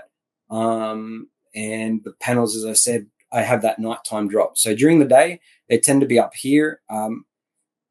Again, it's interesting, right? Because you can see I keep my enclosure got a fair bit of foliage in there. They're all just fake plants and stuff, but there's 3 big plants. There's a lot of foliage. And they're always down there, but there's more foliage. He's not showing me that right now, but everything else is kind of underneath. So the big leaves down the end there, but every single night they all cruise, and every single night they come down to here. Right. If you can see an enclosure behind me. So they come down from the top perch, down to the lower perch, into the warm end. And this is where they hang for their feed every night, every one of them. As soon as I see a snake not doing that, I'm like, it's in shed. 100% it's going in the shed, because whether I feed them last night, they're going to do that tonight. They're going to perch. They always come down for ambush. And it's at that time that the temperatures drop. All right. So for a while, I'm like, man, maybe the 29 and a bit is too hot. Right. They don't want to be there at the 29.5, during the day. So I started dropping them. I had one sitting at like, even when I got down to 27 during the day, they were over here. So I'm just like, well, I'm not going to go bloody lower than 27. Like, that's getting cool. Right. That's getting too cool. So I don't know. I'm one of those, I guess, that is skeptical. Is like, are they perching because of the heat, or are they perching because of the foliage? Are they like, I don't know. All mine perch at that end. All of them come down to ambush at this end when it's daytime, when it's feeding at nighttime, 100% of the time. Even during winter, when the temperatures drop and their daytime temperature is like, a few degrees Celsius cooler, they're still down here. They're still at the cold end, right? And they will stay there at that point, though. Once the temperatures drop, they stop coming down to do their ambush at night, right? Because they're obviously slowing down for their winter cooling. So they stay up here. And then once the temperature, and then the only time the female, the Graviga, the big girl that was up here, just had out, the one that she gave me the clutch, the only time she started going under the heat, and you can see it in that picture that you posted before, just as she's ovulating. So as soon as I saw her move from the cold end, she went under the panel. That's when I saw her swell up. And you'll see the male was there too. Why? Well, he was just following her around like a little puppy dog, right? Like, it didn't matter where she was, that's where he was, right? So I would say he didn't want to be there per se. He was there because she was there. If she'd gone down to floor, he'd go down to floor, right? Like, wherever she went, he went. He was good like that. So, and those are a meter wide, those enclosures? 3 foot. So 3 foot by 2 foot by 2 foot deep. So for whatever reason, Aussies seem to replicate the dimensions of American enclosures. And we also speak about our enclosures typically in feet. Oh, so cool. That's a 3 by 2 by 2. In Australia, you should call it like a 900 by 600 by 600, like millimeters. Oh, geez. Right? But no, it's a 3 by 2 by 2. Everything's in that. I think that's the size I'm comfortable with. So that's the size I'm comfortable with. I've got 6 more of these coming. They'll be here in about a week. Nice. And so these right now, you can see behind me are a 3x3 configuration, but it's going to be 3 wide, 4 tall. So I'm going another one on top. Just because, I'm not exactly getting any more floor space in this room, right? So I kind of got to use a bit more vertical space. Yeah. And those 3 enclosures are actually for the diamonds that you just saw in the roughie. So they will move in to those enclosures out of these, and then I can get rid of, what's over here. We're going to renovate our house soon, and for now I've just kind of got to make do with a bit of space I've got. But there'll be a bit of a reshuffle happening. But that's right. I forgot that you have the rough scale pythons too. Yeah, grab one. We'll get the roughies after we finish the green talk. Oh, but, yeah. We're not done. We haven't even talked about the trials and tribulations of starting the babies. These guys, yeah. So, you saw the pair. You saw the mother on eggs. This here is one of 10. So I've got 10 little hatchies out, 10 little neos. Call them what you want. You can see well and truly established now, good size. Oh yeah, he's got some really size to him. They're on fuzzies now. So these guys hatched, I think, at the end of November, right? So they're about 5 months old now. Again, I feed them every probably, I want to say 8 to 10 days. Okay. I'm keeping the whole clutch, to be honest. So I'm not. Are you really? Any rush. Yeah, I can't get rid. Look at that. How do you sell that, man? Like everyone, I reckon I could have sold 100 of these for the amount of people that inquire, and I'm like, I'm sorry, I'm hoarding them. I'm like, I can find room. They're living in a shoebox size enclosure. I'll make room. So, but yeah, man, it just gives you an idea of where they're at now. But yeah, it wasn't all easy. That's for sure. How hard if you want was to bring it? up this one here, this one he prolapsed on me. You can see. Yeah. You can see how that's turned around and things have changed. So that was a big. Well, it felt like a big prolapse, but it was pretty ugly. Yeah. Here's the picture. So look at that.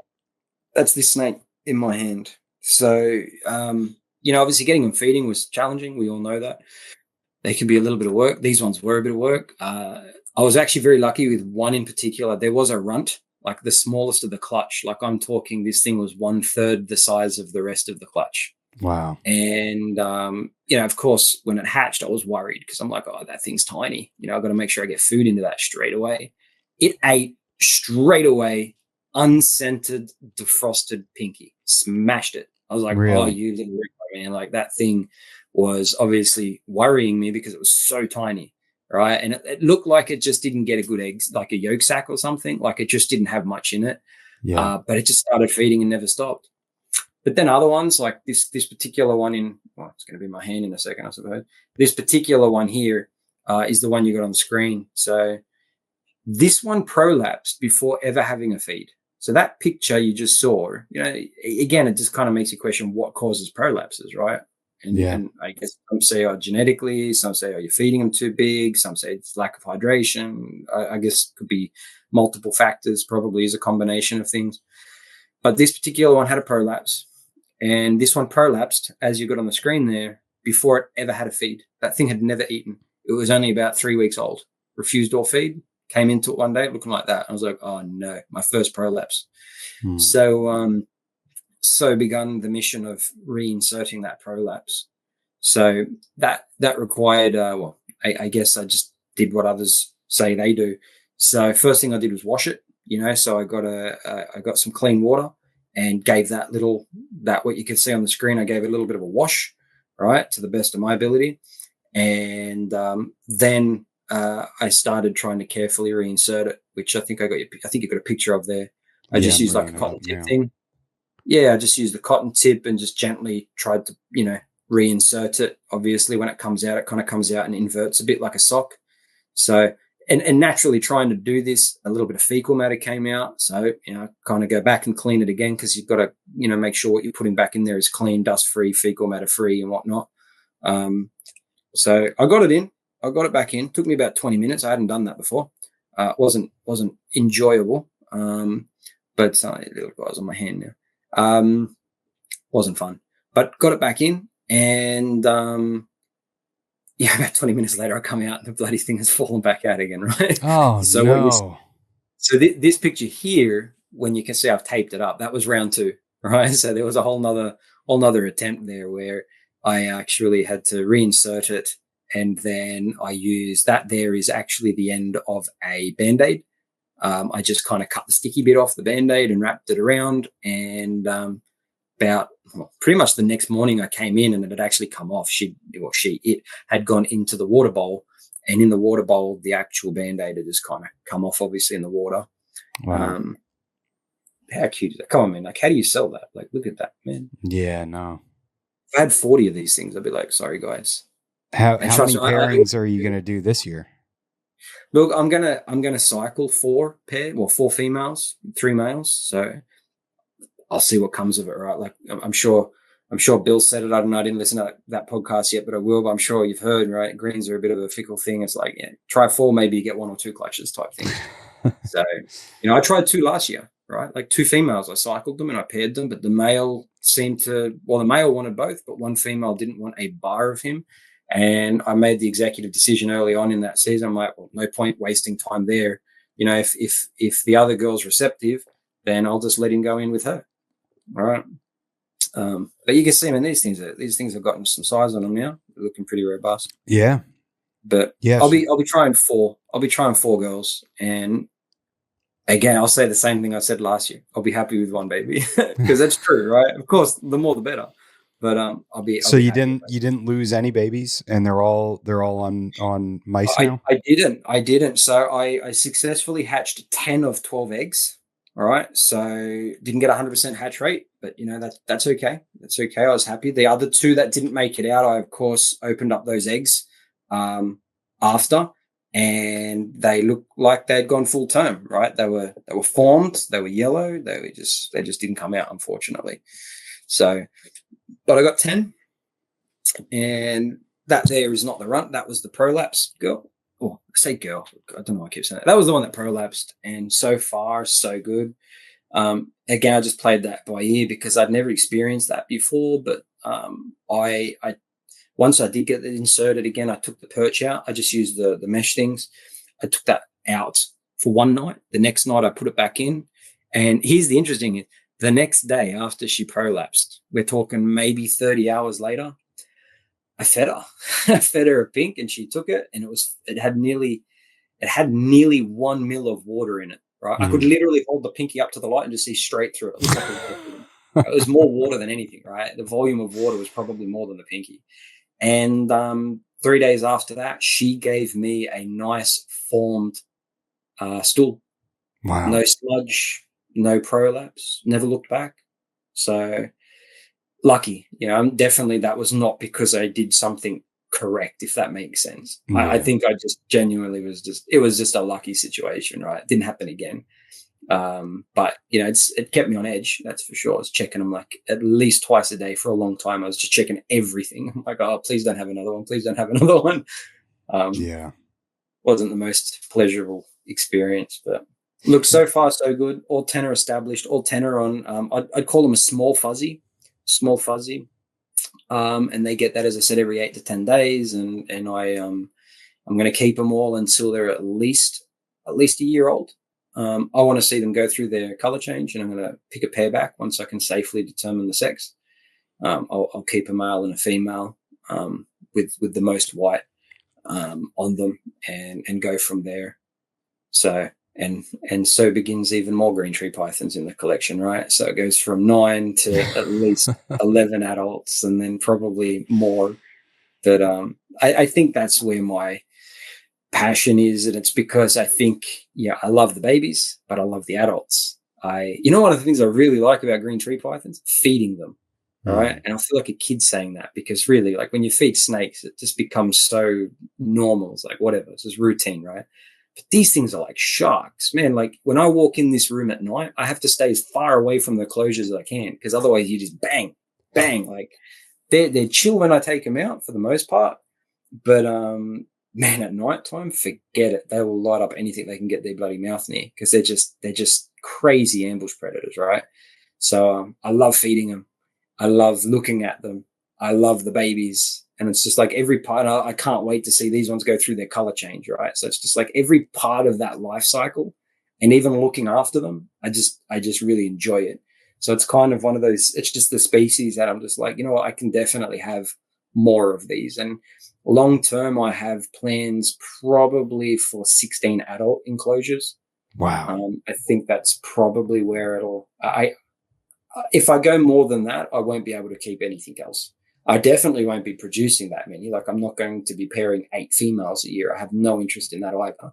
I would be happy with maybe 2 clutches a year would make me very, very happy. Right, because I can imagine 2 clutches of greens, maybe a clutch of diamonds, and a clutch of roughies, and a clutch of spotteds. It's like, okay, that's just too much for me. That's already just too much. So, Do you plan on doing MI again, or is that like you just done. wanted to do that for the experience of it? Yeah, for the most part, yeah, that's pretty much it. Yeah, so it's just have you bred greens prior to this? You started with MI, and what if you do it again and you do artificial incubation and the babies aren't as vigorous? Do you think that you might say, you know what, maybe I'll try MI again because it worked out so well? Maybe we'll have to wait for another podcast in a long time to figure that out. I don't know. I'll have to figure it out. Look, maternal incubation, I think, was pretty easy, right? Like, I also was less concerned. I didn't care about power outage the same way.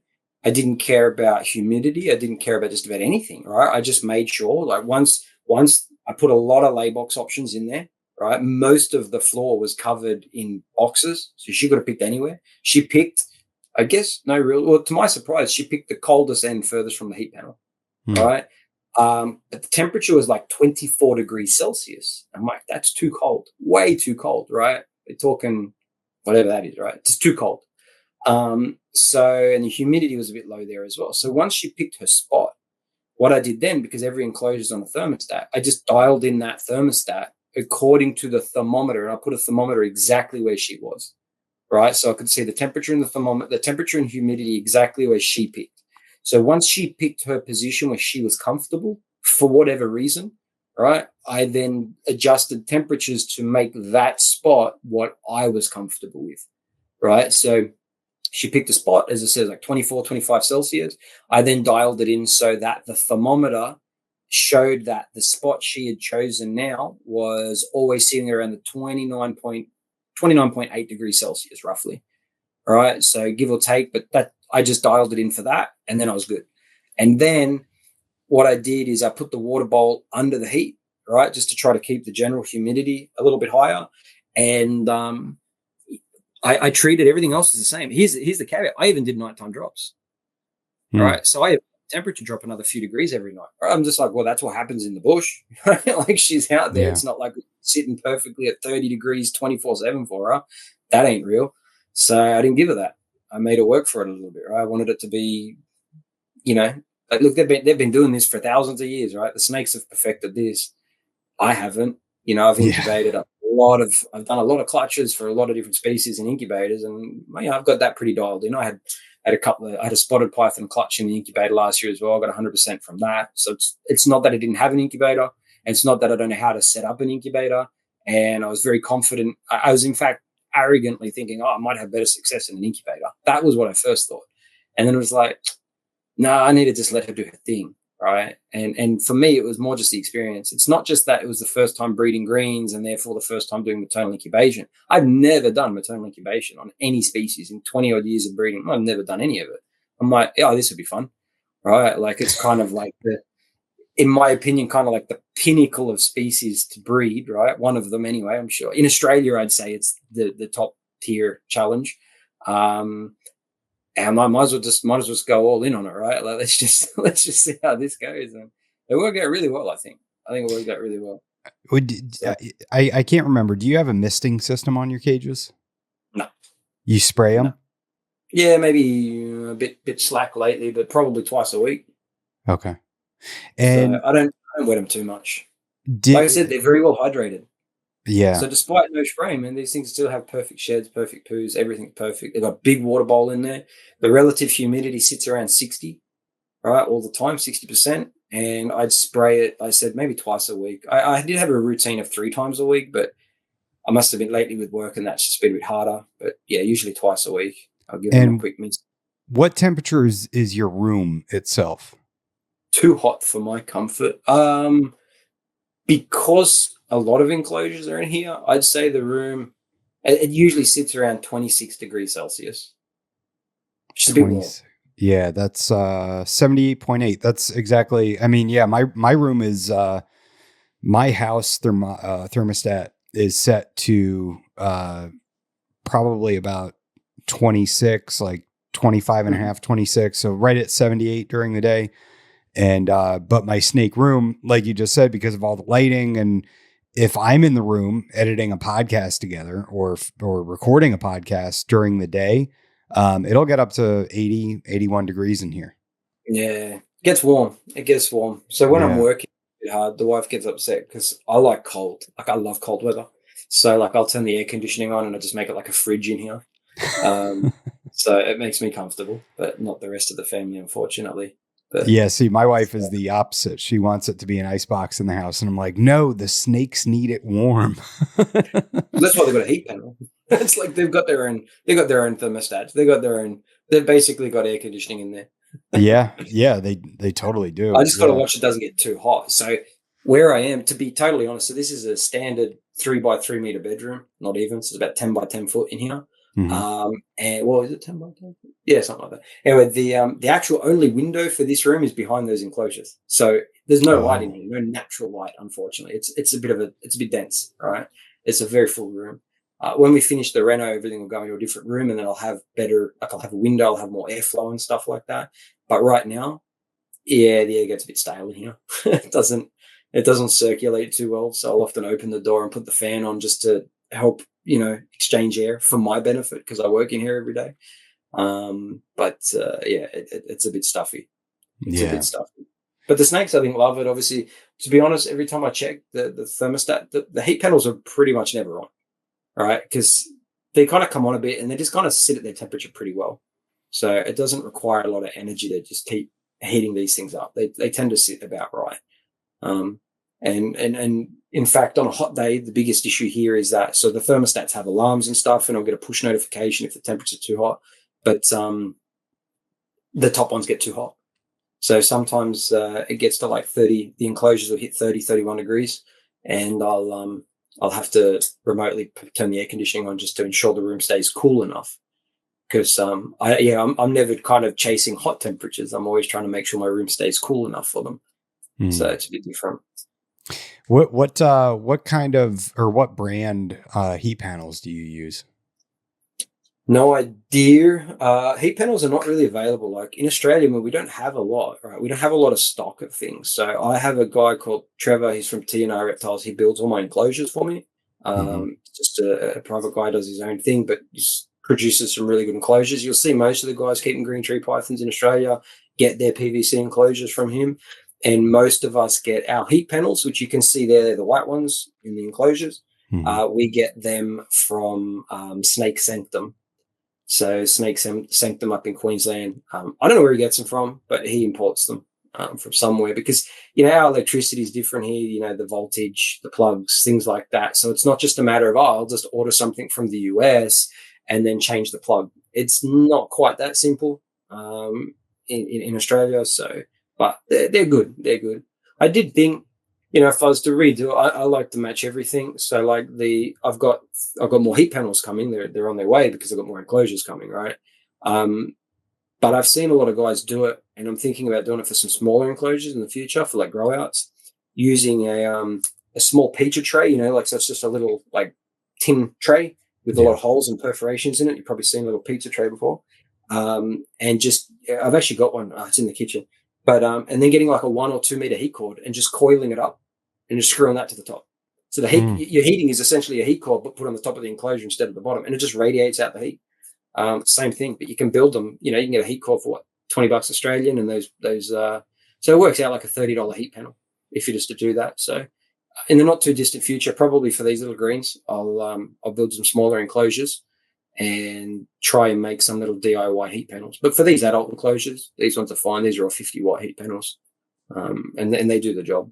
They do the job. And as I said, what you see behind me is pretty common here in Australia. Like a lot of guys get the same enclosures from T&I Reptiles, and a lot of guys get the same heat panels from Mitch up at Snake Sanctum.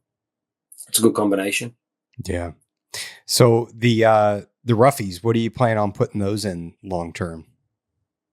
That is a good question. Because of space, I'm probably leaning towards 4 foot by 2 foot by 2 foot.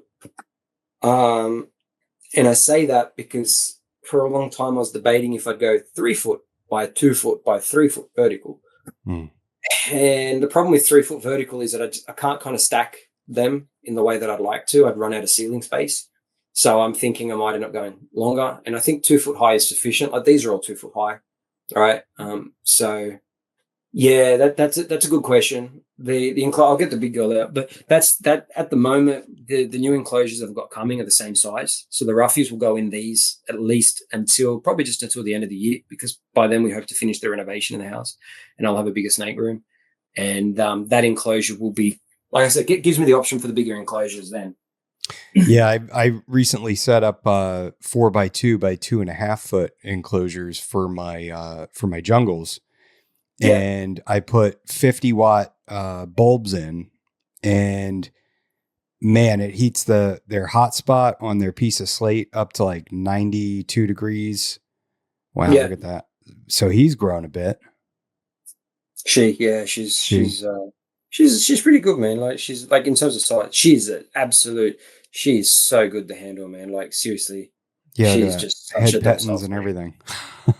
Yeah, so like, if you don't have these on your list, again, this is the diamond story all over again, right? Like we've just got to put you back on the straight path here, man. Because these are, in my opinion, I like these more than diamond pythons. Really? Yeah, I can confidently say that. I'd say these are, man, I don't know. Like I just love these snakes. They're so chill. What do you like about them? No idea.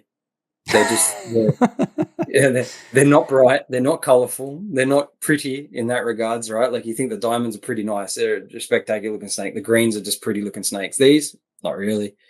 They're just so unique though, man. Like it's hard to see, but their eyes, if you can't see that, it's impossible. But anyone watching, just Google rough scale python headshots, man. Like you'll understand.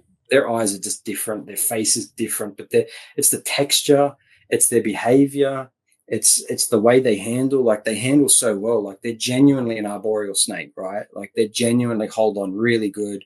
They're just so chill to keep, but that texture is like nothing else. In fact, I notice it quite a difference, right? Because you think we've got diamonds in terms of their scales and their scaleration, their texture, the way you touch them and stuff, very similar to anything else. Coastal, breadlie, jungle, they all feel the same, right? Greens are softer, right? They've got a softer, I guess you could say, like a thinner scale. They're a softer snake to touch in that regards. But these guys, man, like this is like touching a file, right? Like they're rough, right? And I guess I could understand perhaps it probably not as that characteristic, or that probably isn't as appealing to someone in the US, because I'm sure you guys have quite a few snakes with some interesting textures to their scales and stuff, right? Like obviously you got like even when I've been to the US, there's a few things that are a bit different, but for us down here, like one, we're looking at one of the rarest snakes in the world, right? Yeah. 2, good size, easy to handle, super chill.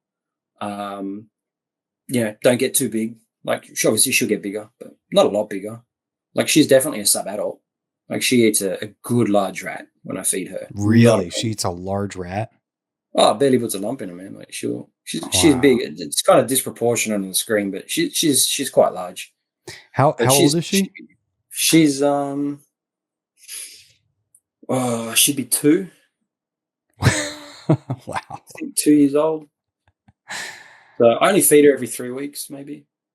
Damn. Again, I didn't feed her up because I didn't have intention of breeding her or anything like that. But this here is, man, like everybody needs a roughie. Let me see if you can you can see the texture, right? You can see that coming through on the screen.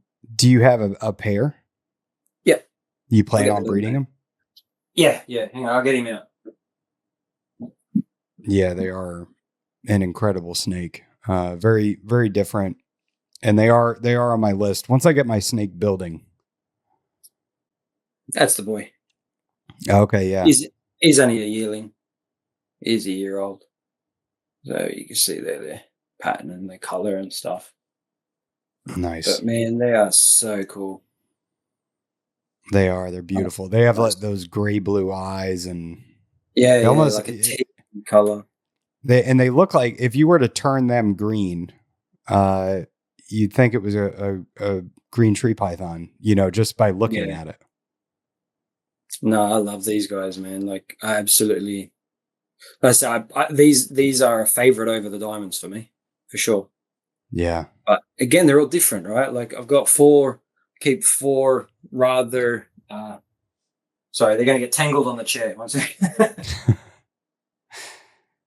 It's harder when you got two. And yeah, we're gonna have to talk about what you. I think I don't know if you had them the last time you were on the jungles. No, I didn't. One second. It's funny you talk about downsizing, but it feels like you're upsizing. Like a yo-yo, up and down and up and down. Oh well, let's watch Jason get bitten by a snake. This is inevitable. No, look, I wanted jungles don't bite. What are you talking about? I've had jungles before. I used to keep them years ago. But so I got these from Darren Boswell. He threw a picture up of what looked like a really nice looking, solid black, nice bright yellow. Darren Boswell was actually the father of Chondro Bos, right? So these guys have been around for a long time in the hobby. And he threw up a picture of a really nice looking jungle and a clutch that was just hatching. And I'm like, oh man, like they're nice, right? Again, with the popularity of designer snakes, there's a lot of hybrids out there, and it's kind of like, man, is the label even true to what somebody's selling? So I'm a bit particular. So Darren's animals, he got his original pair from a guy called Roger Lester. I bought jungles off him maybe 15 years ago or 10 years ago. Again, Roger's been around for a very long time. He's up in Queensland. Roger's animals date back to, I believe, a gentleman by the name of Mark Sim and another one called Rex Stock. We're back in the 90s now, right? Like we're talking, some of the old school guys who are quite well known. So there's a good lineage, right? It's some good lineage information on these ones, right? So basically that made them more appealing. The other thing is they're locality specific. These are pure Tully locality jungles, right? And again, Palmerston's quite a common locality over here, or the more popular one. Palmerston jungles, often associated with like the Peter Krause line and John Montgomery, I think was another one. But either way, some old lines. But again, a lot of these have been mixed with zebras, a lot of pure zebras around, right? But as soon as you do that, you lose that locality specific stuff, right? They could be pretty, they might be pure, but they're no longer that locality, right? And you can't kind of trust the lineage at that point in terms, like I said, it's not questioning the purity. You just kind of say, well, you don't know what localities, and jungles are geographically pretty small, isolated species anyway, or subspecies. But anyway, I just said, I'm pretty keen on some of them. So this isn't actually my favorite one. I like the 50-50 banded ones, like if it's nice and banded all the way down, 50-50, they're really good. This thing wants to absolutely rip my face off. All right. So you can just staring at me to the eyeballs. Right? Let me just see. Oh, wow. Jeez Louise. Yeah. I'll try and get it out. It's going to bite me. No, you'll be fine. Oh, you missed that, didn't you? Yeah. Oh, wow. Nice. So it's got a really cool reduced pattern on this one. Yeah, that is wild. Like jag-like pattern, right? You know what I mean? Like it's got those saddles down the side and stuff. But the parents of this were like a really nice yellow, and solid black, which is what this one. He's basically got a solid yellow stripe going down his whole back, right? Yeah. So he's kind of got that. We call it here. We've always called it. I don't know what it is. Reduced patterning. Okay. So kind of, it's got the saddles like it looks like a jag almost. You know what I mean? Like that pattern down the side there. Mm-hmm. But yeah, it's full dorsal stripe with just the saddles down the sides. None of the jag side effects. Yeah, exactly. Because these are just pure, like this is locality pure. So some of them look like this, some of them look banded, some of them look a bit stripy, something in between. But the other one, I can't remember what sex he's How from. many So jungles do you have? yeah, so he when I reached out to him and I asked him about them, I said I was pretty keen on, solid black, nice yellows, and I looked at the pictures on his page and I'm like, yeah, look, they look good. And then the lineage information came on, and I'm like, oh yeah, like I'm a sucker for lineage, basically. Um, so I just bought the clutch. So there was 6 in the eight. Well, I bought whatever he'd sell, right? So there was 8 in the clutch, and he kept 2, and I bought the rest. You're Because crazy, you know man. what it's like with jungles, man. Like it's hard to pick them. Like Yeah. this is probably the cleanest looking one that I've got right now out of this clutch, but it could turn out to be the ugliest looking one. Yeah. Right? We'll find out. So I'll hold them probably until around August, September, and then I'll decide what to do with them. But Yeah, and they do change so much. I got one from yeah, Nick Mutton, and that girl she gets better every shed, I constantly getting better, and I love her more and more every time she sheds out. And yeah. so much better than what I could have imagined. Yeah, no, understandably. So I've had a few, like over the years, I've had quite a few jungles. Inevitably, I end up getting rid of them because I get sick of getting bitten. Yeah. Everyone's like, "Oh, jungles are great." Okay, as babies, they're little shitheads, in my opinion. Yeah. If I they're mean, they're great. if They're they're great to chill look babies, at, you know. oh yeah, they're great to look at. They just love to, shit, piss, and bite. So if it's not biting me, it's peeing and musking all over me and stuff. See, I don't have to deal with that. Even my feistiest jungle doesn't pee on me, so that's nice. Yeah, so but that's just I think at the moment this is the cleanest one I got. So The one I you're was going to show you is in shed, so I just thought I'll grab this one out instead. so you're So I got getting 6 of ready. these. You're getting ready for your new room to expand into. Fit it out. Nah, like it's I don't know. Like I didn't have a huge season last year. I got a couple of clutches landed and successfully hatched and incubated, and my clutch of spotted pythons from last year. I already sold the whole clutch to somebody. So and they were leopards, so like a new mutation there. So I was just like, well, once they were gone and I had all the baby greens established, I'm like, oh, I got plenty of room on the rack left, right? And I'm always looking at jungles, and so anyway, I thought I'll just buy them, and then like I said, whatever these will, not all of them, but they will eventually be for sale, right? Like I'm not going to keep 6, put it that way. Yeah, Um, yeah. at most, I'll keep a pair, and we'll see Okay, how so they. you're gonna grow out 6, figure out which ones are the Yep. bee's knees, and sell the rest of them. Yeah. Look, like I said, man, I've kept jungles, and we all know what happens with jungles. Like they can turn out amazing, they can turn out terrible, right? Yeah. And it's not just the yellow; it's how clean that yellow remains, right? Like Hmm. sometimes they remain that nice, clean yellow. Some of them just get all that dark smudging through that yellow, and it Yeah, it's just like a Dijon mustard, like a brown mustard color that yeah, starts coming into it. Yeah.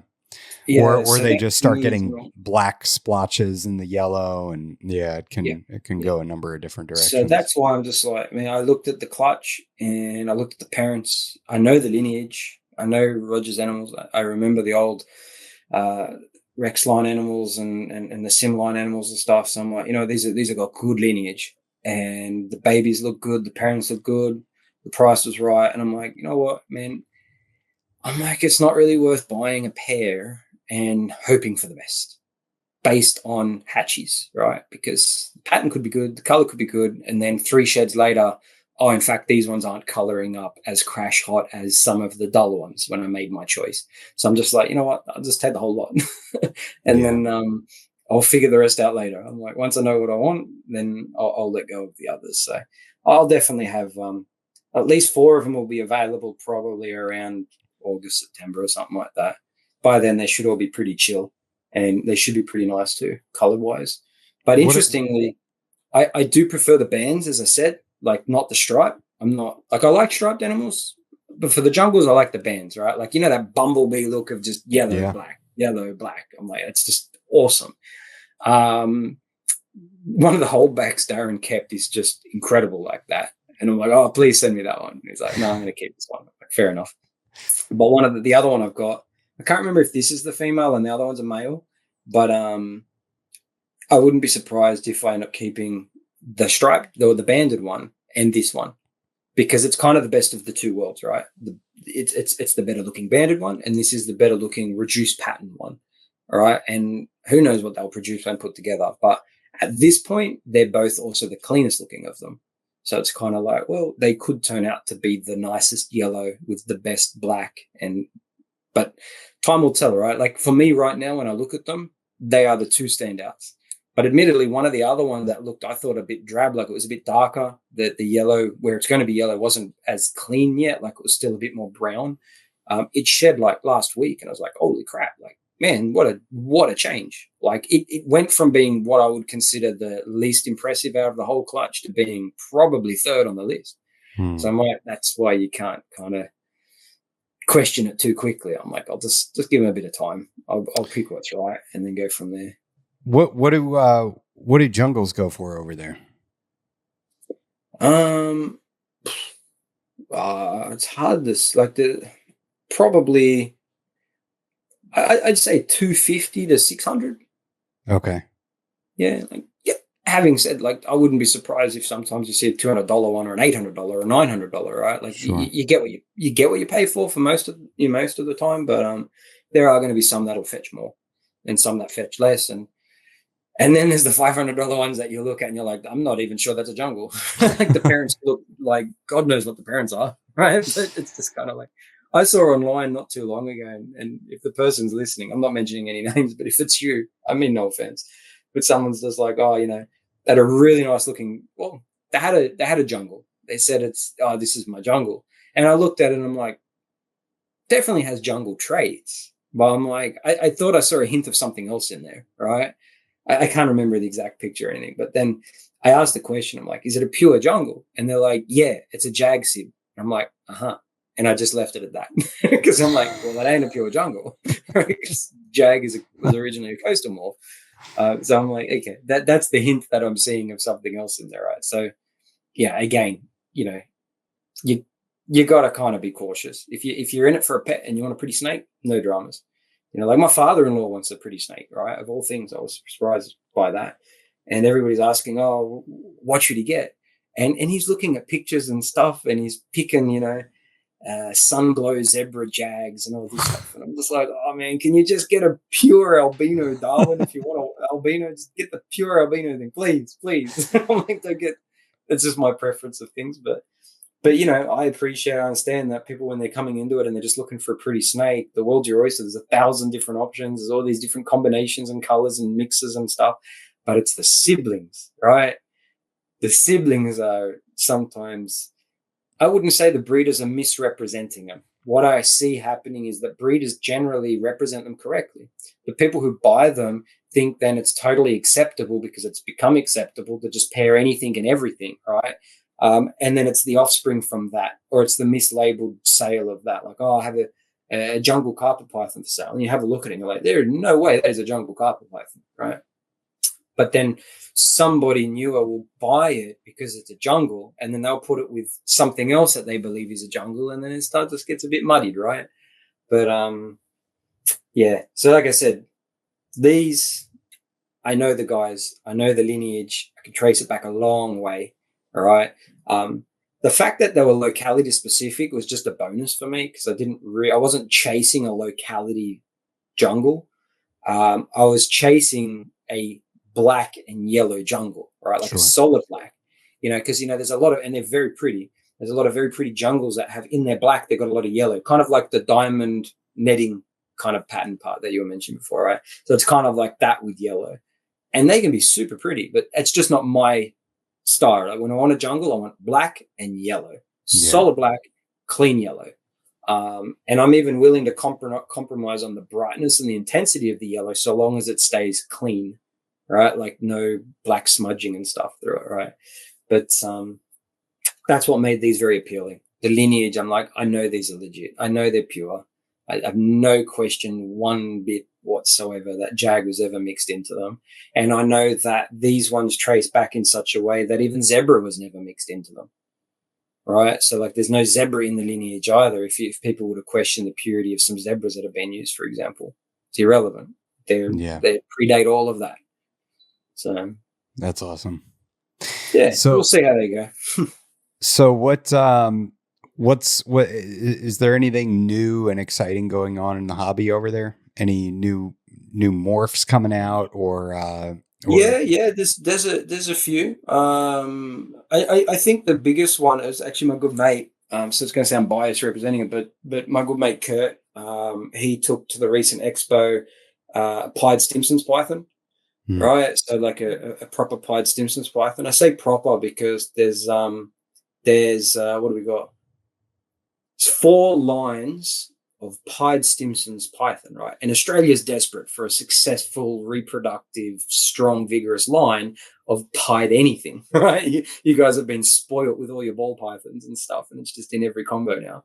We want one, and we don't have one, but it looks like we're getting closer, right? So we've got pied blackheads. There's a guy up in Darwin, I think they've got like a low percentage expression of white. And then there's 4 lines of pied stimmies that have come out, but one of them disappeared off the face of the earth. Don't know where that one is, but there is one line that hasn't been seen for a very long time, and that's the Snake Ranch line. Then the other line was one that hatched out many, many, many years ago. I can't tell you how many, maybe 10, 15 years ago or something, by a guy by the name.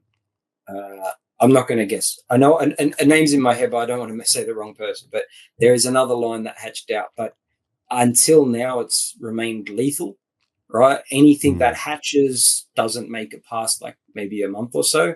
And even that survival of a month is only recent years. There's been a lot of people working on outcrossing all of that to try to get something to survive with possible heads, but it's gone nowhere. And then my mate Kurt at Progressive Pythons is working with his, well, technically 2 lines of pieds, actually. He's got a Northern Territory line and an SA line that he's been lucky to produce. And the SA line that he showed off for the first time publicly at an expo about 2 weeks ago, that one's looking really promising. All right. So as far as new morphs go, I'd say that's probably in my opinion, you couldn't really say it's new in the sense that, there's been others around, they're just not surviving and it hasn't progressed anywhere. But I think this is our first whiff of something tangible, and then obviously, again, it's not my cup of tea, but you could imagine a T plus stimmy pieds and albino combinations and all the mutations. You think what's happened with ball pythons and the pied mutation mixed in with a lot of things, right? It's inevitable that this will probably happen with the Anthorrhoea complex. So there's I think a bit of excitement in that territory for the Anthorrhoeas, and I know there's some guys producing some pretty cool combos as well and popping out some new things, some new interesting things. So I guess watch that space and see what happens. But I'm sure there's some things that are still under wraps here and there. In the carpet domain, I think in the carpet domain, the main thing is probably some new combinations. I think some guys got some pretty cool combos out this year. Like a super ghost granites or something like these things that are, say xanthic super caramel with granite gene as well. So like a triple visual. I think I've seen pictures of that. So there's some pretty cool stuff popping up in the combo side of things. So I think, the combination designer stuff is pretty in demand at the moment. And as I said, if someone wants a pretty snake, there's a lot of pretty snakes. But I prefer, like I said, I just stick to the pure stuff. That's just what I like. I can't have 100 snakes, and I definitely don't want to work with 100 species of snakes either. So for me, for the future, I definitely think it's more just going to be greens, roughies, diamonds, maybe a couple of spotteds or something, maybe jungles. But for the most part, the greens is where I'll try to maintain. Well, now that you got the jungles, you could cross those with your greens. You want to hang up? No, never. Why? So many people already doing it. Yeah. I haven't seen a pretty one yet. Are there people doing that in Australia? I don't think so. I don't know how they'd sell them with the licensing system and stuff. They'd have to just misrepresent them on the licensing scheme because they're a different category of license. But I don't know. I mean, like I haven't seen really a pretty carpondro, right? I've seen some pretty cool, like 75% carpondros or jagpondros and stuff, or jag whatever they're calling them, and it's like, oh yeah, they're okay looking, but they don't look better than a pure wild type high quality jungle or pure wild type high quality diamond or a green. It's kind of like, I don't feel like it's the best of both. I think it's just some smudge or skid mark in the middle of the two, right? It's just like it ain't a jungle and it's not that. It's just something else. And I think that's why you can label things a designer and run with that. And like, okay, cool. That's definitely, you could put it under that. But yeah, I think I like what Ryan Young says about this stuff all the time, right? It's just, you can't really beat you want a green snake. Why don't you just keep a green snake? Yeah. So yeah, that's what I want. Whenever I happen to get into them, that's what I want. Just a nice green python. Yeah. Like, oh man, like again, I know it's hard over there. I think even these days with man, to get my hands on some pure biacs, like those high yellow looking biacs, they just look amazing, right? And high white arus or the high blue Menoquari sarongs, the pulcher animals and stuff, man, like that stuff is awesome. But if I was ever in the States and had an opportunity to buy, like let's say hypothetically, I'm living there and I could buy them, I'd still want some Marukis or those Southern Viridis. Why? Man, it's the closest thing I can get to an Aussie, and I love that green with the white down the back. So you said before that that you can only have Australian species, but it's not exclusively Australian species in regards to the green trees. It is. We're only allowed Australian species. That's the fact, right? We're only allowed Australian species. There's no kind of blurred line there, but the fact remains that, as you know, up until maybe 5-6 years ago, there was no other species. It was all Morelia viridis. And prior to that, green tree pythons in Australia were a dime a dozen, and they were expensive, right? They were very rare and very expensive. We're talking $5,000, $6,000, $7,000 for just an ordinary green tree python, right? This made them very lucrative, which meant that for many years, when the US was still able to get imports at your expos for $400 of a wild type biac that was collected from the bush, they were also getting smuggled in here for a long time, right? So we're talking, it's irrelevant. It wouldn't happen now. Unless they're bringing in some designer type blood and stuff. But, the smuggling trade is very real, right? You guys didn't end up with bearded dragons because Australian government decided we'll send some bearded dragons over so everyone can have a pet bearded dragon. That is not how they got over there. And they didn't swim either, right?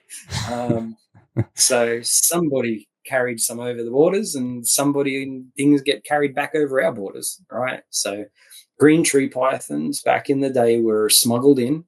And because they were all Morelia viridis, they were legitimized on the licensing systems that we have in each state, right? It's just a Morelia viridis, and we can keep Morelia viridis.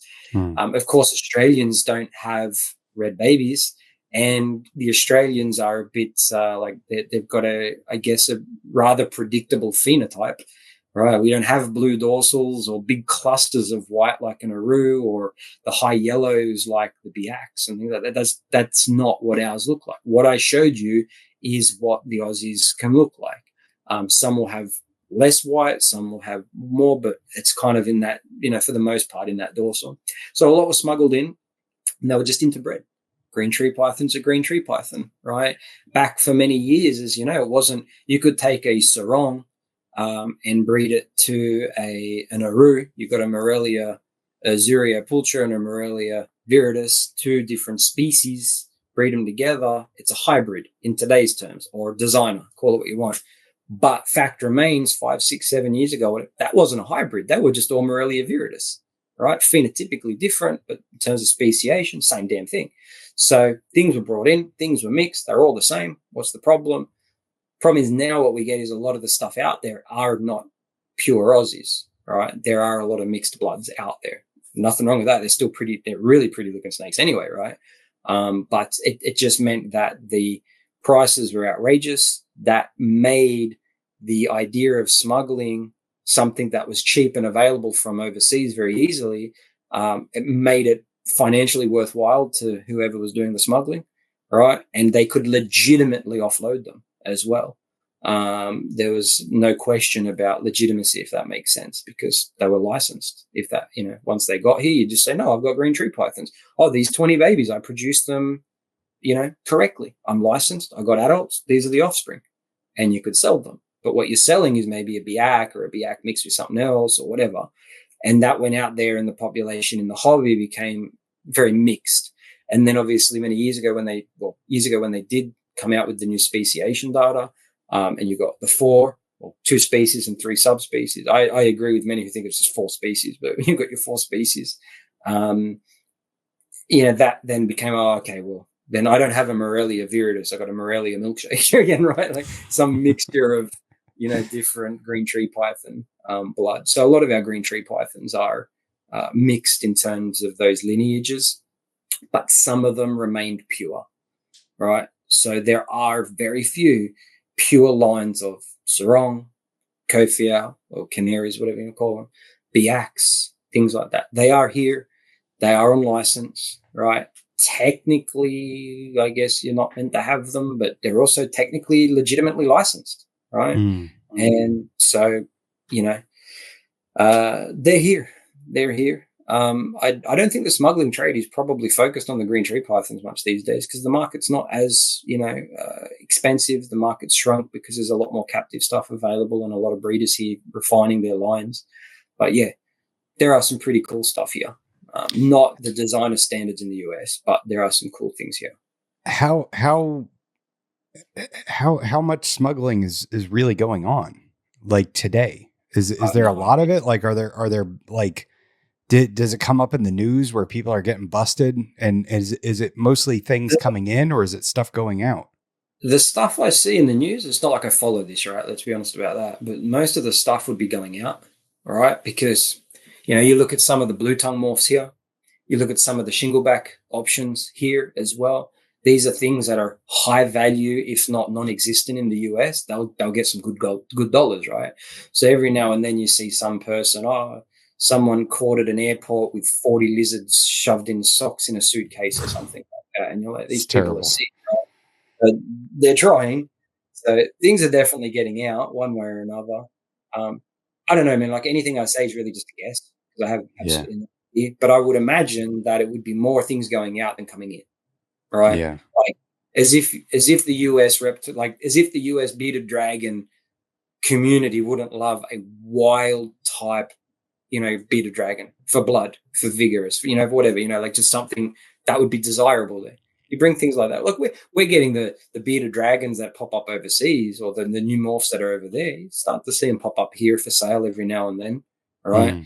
You think of beardies. We didn't produce, what do you got out there? I don't even know what half the mutations are with them, but a lot of the mutations here for beardies, like leatherbacks, they didn't just pop up here miraculously, right? Somebody clearly brought them in. The zebra carpets, the granites, the jags, most of the beardy mutations, they're all they've been brought back in, no doubt. They didn't just pop up here. No one produced them, right? So there's clearly a smuggle trade, but I don't think it's, I don't know. Like I said, there's a lot of speculation there, but I would imagine that there'd be more money for people to take things out than bring things in. Yeah. Would if you could, would you keep an Owen Pelly?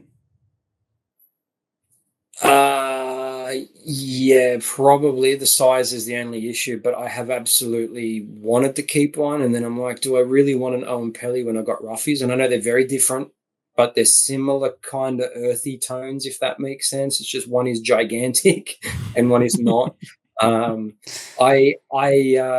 I guess that remains to be known, because I guess if the question is, would I if I could? Yes, if I could. And by could, there's actually a couple of caveats here. I can't in New South Wales. It's still not legally allowed. But when that door opens to us one day in the future, would I? Yes, if I had space, because why wouldn't I want to keep again one of the rarest reptiles on the planet? Like that would be awesome. So the other thing I'd like to get my hands on, which I get them on the fence about, but Darren, the guy I got the jungles off, he has iron range scrub pythons. Now, the thing that makes them exciting is because while all scrub pythons in Australia are just classified as king horneye or whatever they call them, I'm not too savvy with that, but that species, the iron range ones are considerably lighter in color. I wouldn't want to call them hyper, but they don't look at all like what people know when they Google Australian scrub pythons, right? You see a very large, aggressive, very dark, banded scrub python. But these iron range ones are very few at the moment in captivity, but the numbers are probably going to increase soon enough. But they're more reminiscent of some of the southern New Guinea forms.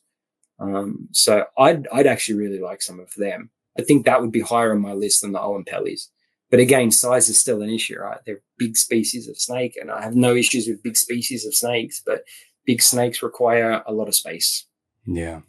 That's always going to be a limiting factor. Do you think that will actually be something you guys will be allowed to keep at some point? Will be the Oenpelli pythons? Yeah. I'm very confident of that. It's just a matter of when, not if. Because there's already a lot of people keeping them and breeding them. Darren Boswell, the guy I got the jungles off, the guy I'm talking about, he keeps them. He's in Adelaide. So you can keep him in Adelaide, you can keep him in Queensland, you can keep him in Northern Territory. I'm not sure about Victoria at the moment, but definitely in the state of New South Wales, we cannot yet. That's just because the licensing system takes too damn long, but hopefully they'll pull their finger out and actually, allow us to keep species that should be allowed to keep here. But I think it's inevitable. It's just a matter of when more so than if. Man, maybe one day that, once there's like a healthy enough population in captivity, then they'll allow you guys to export some stuff to the States. That would be nice. Yeah. Keep dreaming. Keep dreaming. Yeah, I will. No, I don't think every time you bring up your diamonds, I'll keep dreaming. Yeah, I don't think that'll ever happen. I just can't imagine the agencies responsible for wildlife protection in Australia would ever allow it. I think the best chance is obviously to bring things into zoos and then have some license in the US that allows the zoos to sell to private keepers and stuff. It's clearly what happened with the rough scale python, and it worked. So if it worked with the roughies, maybe one day with the Oenpellis as well. I think they deserve to be, I guess, globally loved, if that makes sense. I'm sure there's a bunch of people who would love to keep him.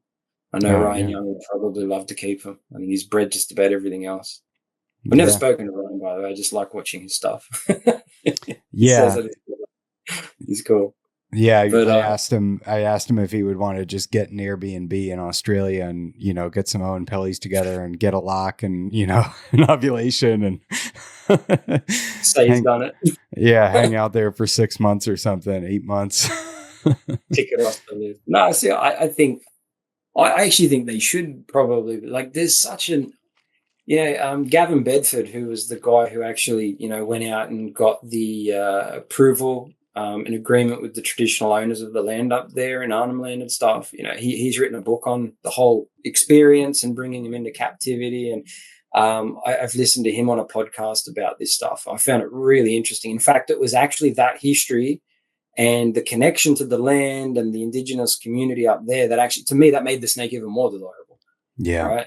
Yeah. Like I said, this stuff I nerd out on this shit, right? Like, it's the same thing. I like these jungles more than other jungles because it's cool lineage. I like the roughies, not just because they're unique, but I like the story, of John Weigel when he was owning the reptile park in Gosford and going over to the Kimberley and stuff to find these and how they were found and how they were brought in the breeding program and, and then making them available to the hobby and stuff. Like, there's a history and a story there that makes it even cooler. Right. And there's a same thing with the Oenpelli, right? It's the same thing with the Oenpelli. And it's I think it's even got to even think that there's even a stronger connection to the land and the people and the history. There's people who I think correct me if I'm wrong, but I think they say that there's even the stories of the rainbow serpent and stuff may be linked to that species of python as well, which are traditional stories from the Aboriginal community up there. And it's just like all these really cool facts about the species and how it was discovered and how it came about into hobby, and the even the collection and the agreements that were done between, Gavin Bedford, and I think he owns like the Crocosaurus cave or whatever it is that up in Darwin there's a reptile national wildlife park or something there, and the connection and the agreements that he had with the local people. And in the podcast I listened to, he was talking about how the original founding animals were actually captured, and I was like, yeah, it's actually really cool. If anyone's listening and they want to hear it, look up that story or that podcast. I can't even remember whose podcast it was. It could have been yours for all I know. No, I'm almost positive that was NPR. I know NPR did a whole episode on the Owen Pelly, and it was fantastic. And just talking about that, you're probably right. Yeah. So like that makes me want that snake. Yeah. That story, the history. I just think that just makes it really, really cool, right? It's not just somebody went and picked it up off the bush and bred it, and now we can have it. Yeah. That's cool. But there's just this link. There's this stronger link and connection that I really like. So it would be nice if that species could be sent over to some zoos and stuff like that in the US or Europe, and eventually be available to the hobby, because it is going to be a niche market for that, right? Like not everybody wants to keep a big snake.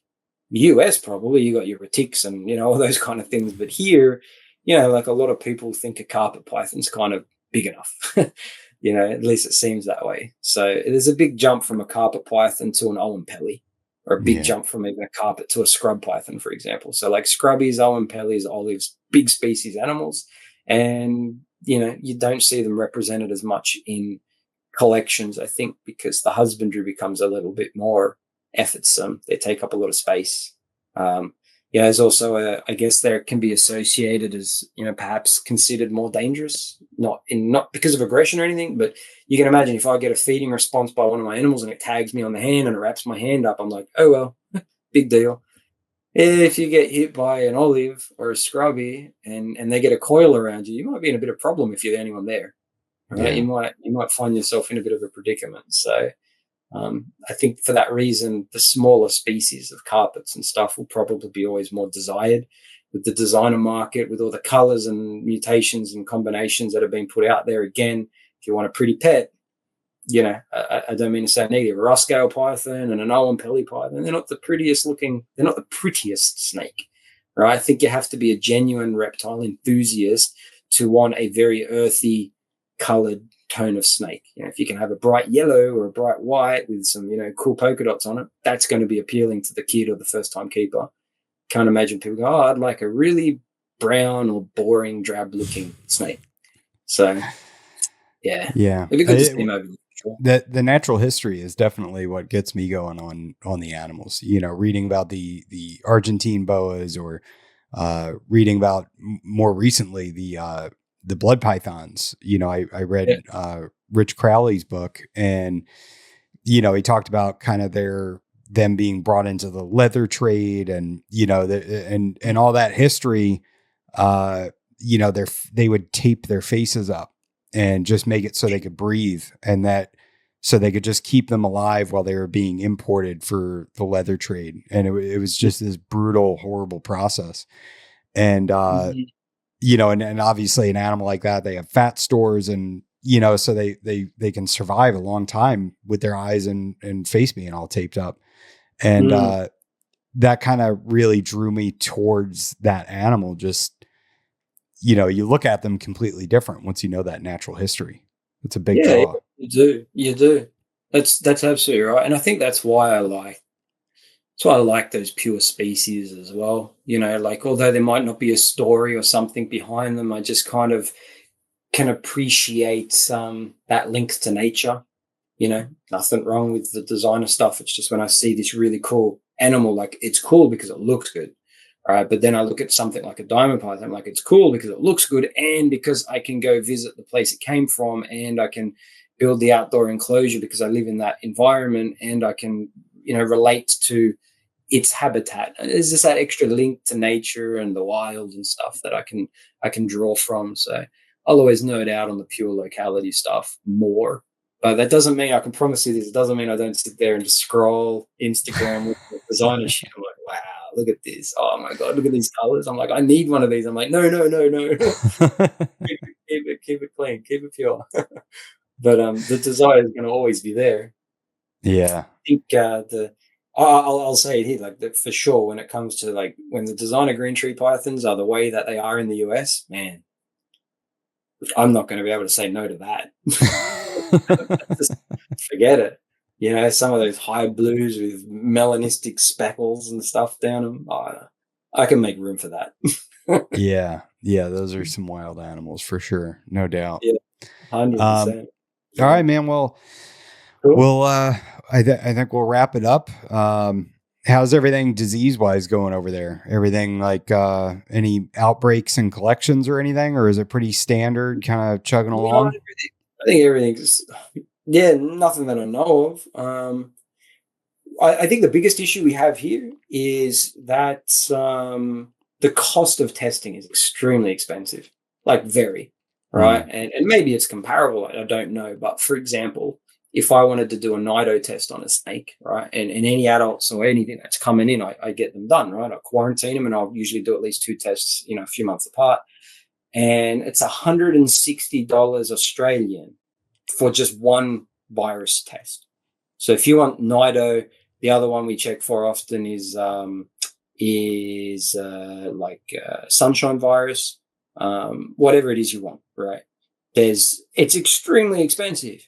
So it's kind of like, okay, you buy a brand new green tree python, you quarantine it, you're up for $160, probably pretty soon after buying it. Then $160 not long after.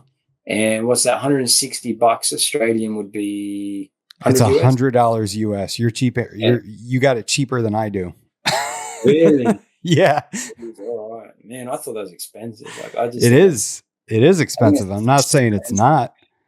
I'd love to see the pricing come down so that we can, makes it more affordable. I think it's pretty good. Like, let's be honest. I know that awareness is definitely better these days for viruses and stuff. Like when I started keeping many years ago, very few people would quarantine. Like it just wasn't really the hot topic. Yeah. Now I might be like, oh, I need to buy that animal. And I'm like, oh, I've got nowhere to quarantine it. Not worth the risk. If anything, it kind of helps stop the impulse buys, right? Because you look at it and you're like, well, I'd like to buy it, but nowhere to quarantine it. So that ain't coming home. So yeah. So our tests here are 130 USD if you go through University of Florida, which is $200 Australian. Is that for one virus or a panel? That is for Serpento virus, and they actually yep. Shit, all right, yeah, expensive. Yep, very expensive. Yeah, I'm doing. I'm doing 2 jungles that are in quarantine, and I've picked out one random jungle out of my collection, and I'm just gonna get those 3 tested. Yeah, and there are more affordable options, but I'm not. I think that there's potential for false negatives there. I'm not sure. I kind of want to. I'm not sure yet. I want to feel it out, and I want to do some experiments, and see, get a bunch of animals tested and see what I can come back with. Yeah, you got to do it right. So everything here, unless I produced it, I just about everything came in when I was young anyway, right? Like I can't, very few times have I bought an animal over a year old. Very few, right? The diamond I'll get will be an exception to that. And I know it's coming from a very reputable guy, trusted. I've known him for a long time, very clean collection. It'll still get tested, right? Like I'm not going to risk my others just for one bloody snake. It's just stupid. So it's not hard. It's just a bit costly. You got to add it to the price of the animal. $200 snake's really more like a $500 snake by the time you finish checking everything and testing everything out. But it's worth it. The checks. I just wish it was a bit cheaper. But yeah, I'm always. So what I also do as well is I keep obviously adults and holdbacks and stuff in totally different rooms. So everything is kept in a different environment. well, that's because of space, but also just that physical isolation, I think, is worth doing. But then in regards to like the adults, even the greens here, sure, I could put any male with any female if I wanted to. Same with the spotteds and whatever else I've got here. Everything could just be paired up. I'll put this male over 6 females, for example, or I'll put this male with this female. I was not doing the job. I'll put him in with another female, or I'll put another male. So I've got 2 males going through multiple females. I don't do that. I don't do that. I used to do that many years ago. I don't do that now. Everything is a defined pair. Everything. So these 2 here, 1 pair. These ones, 1 pair.